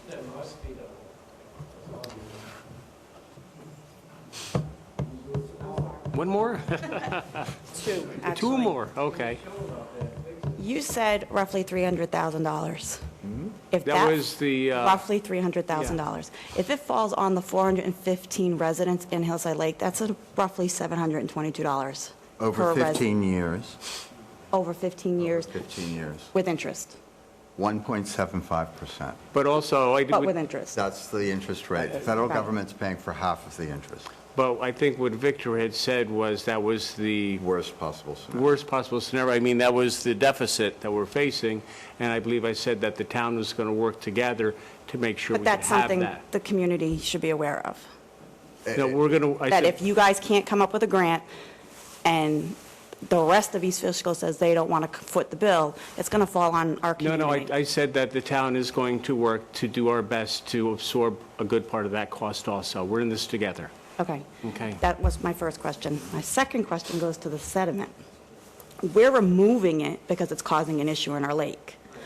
Why would you go and put it on someone's lawn like fertilizer to create another system? I don't think you're taking it and putting it on a lawn. I think the highway department is on the hook, and they're going to drive. Or a park. Like if it's not good for my lake We would and probably the water be coming making into my house. topsoil or something out of it, diluting with some other dirt I somewhere else. just want to make sure that like all bases are covered. We're not gonna You're talking about we're not gonna possibly haul putting it- it on a park where kids are playing. We're not going to haul it back And to your 15 lake. years down the road, what's that going to But you have to recognize or understand that the nutrients in your lake are bad because they're causing excessive plant growth. Well, you said coliform. So, I mean, Well, the Lord only knows what could that do down the road for kids who are in a park?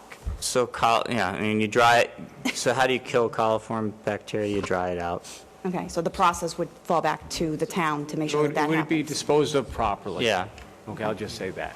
I mean, I think at this point, it's been a long day, we're all a little silly. No, I'm- And, he said you dry it out, you could use as fertilizer, but I can assure you, it will be disposed of properly. As a cancer survivor, and I'm aware of a lot of things, so I always want to make sure that, No, it will be disposed of properly, I can assure you of that. okay, thank you. Thank you. All righty. One quick one. I'm so sorry. Okay. I just wanted to ask, how long has it been since the Wappingers project was completed, or the construction was completed? The end of 2013. Okay. And I know it's a very different project, and I know there are different ways of measuring. And I don't even want to ask you to summarize what your own expectations were, because it's late, but is the project meeting the expectations that you yourselves set for it? Wappingers? Wappingers. It's exceeding it. We've done a couple of phosphorus samples on it and saw zero for So phosphorus it's- going out. So that project is working better than the expectations that you set for It's, yourselves? well, before that, I mean, this isn't an issue in Hillside Lake, but one of the big issues, as you saw in the video, was flooding in the area around there. And there have been several major storms that have happened since that project was put in, and there has not been flooding. So from that perspective, it's been successful. We've been able to hit the goals that we've set for removing the phosphorus and the other nutrients. And you know, visually, it seems to be doing what it was designed to do. The village is actually working with Cornell Extension and others to set up a regular testing program to monitor it more fully. Right now, there's a maintenance program, but we'd like to, for the purpose of the further work that we want to do, that they want to do in that watershed, we need to know what's going on more specifically in the lake, what impact it's having. So there'll be more data. Well, I just wanted to see if it was doing what you expected. And just, you know, one thing that everybody should understand is that while it's been done now elsewhere in New York State, it's relatively new. Right. This will be a demonstration and an educational practice that will be studied and looked at, and people will come to see how it's functioning. And you know, it's an important. It's not just important for Hillside Lake. It's important for the Hudson Valley and for other communities, because if it can be demonstrated that this type of approach is effective, you're not the only lake with these kinds of issues. Virtually every lake in densely populated areas suffers from these same problems. So if there are ways that it can be, you know, replicated, obviously everybody wants to know.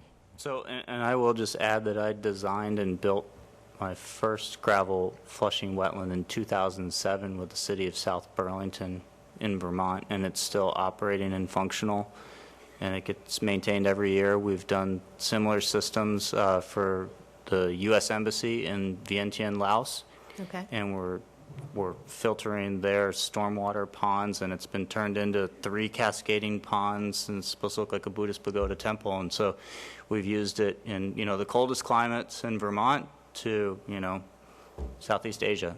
So it's new to New York, but it's not necessarily a new technology. And as I said, you know, wetland technology has been around for many, many, many years. We've just improved upon it. Thank you very much. Okay, thank you. Just one very, very quick one. I know everybody wants to leave, but I'm just trying to make this real fast. So again, about the funding, so $650 in the bag, $250 probable, $300 a little iffy. If I'm just curious, so let's say we can't get a grant for that, Yeah. and there has to be a tax, and let's assume, just for the sake of argument, that the people of East Fish, the people of Hillside Lake have to bear the burden of that.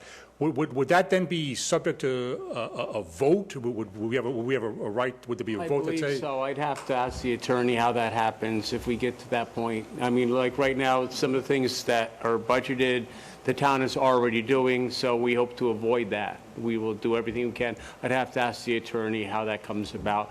When we set budgets, it would be at the budget hearing in November. That's what it would be.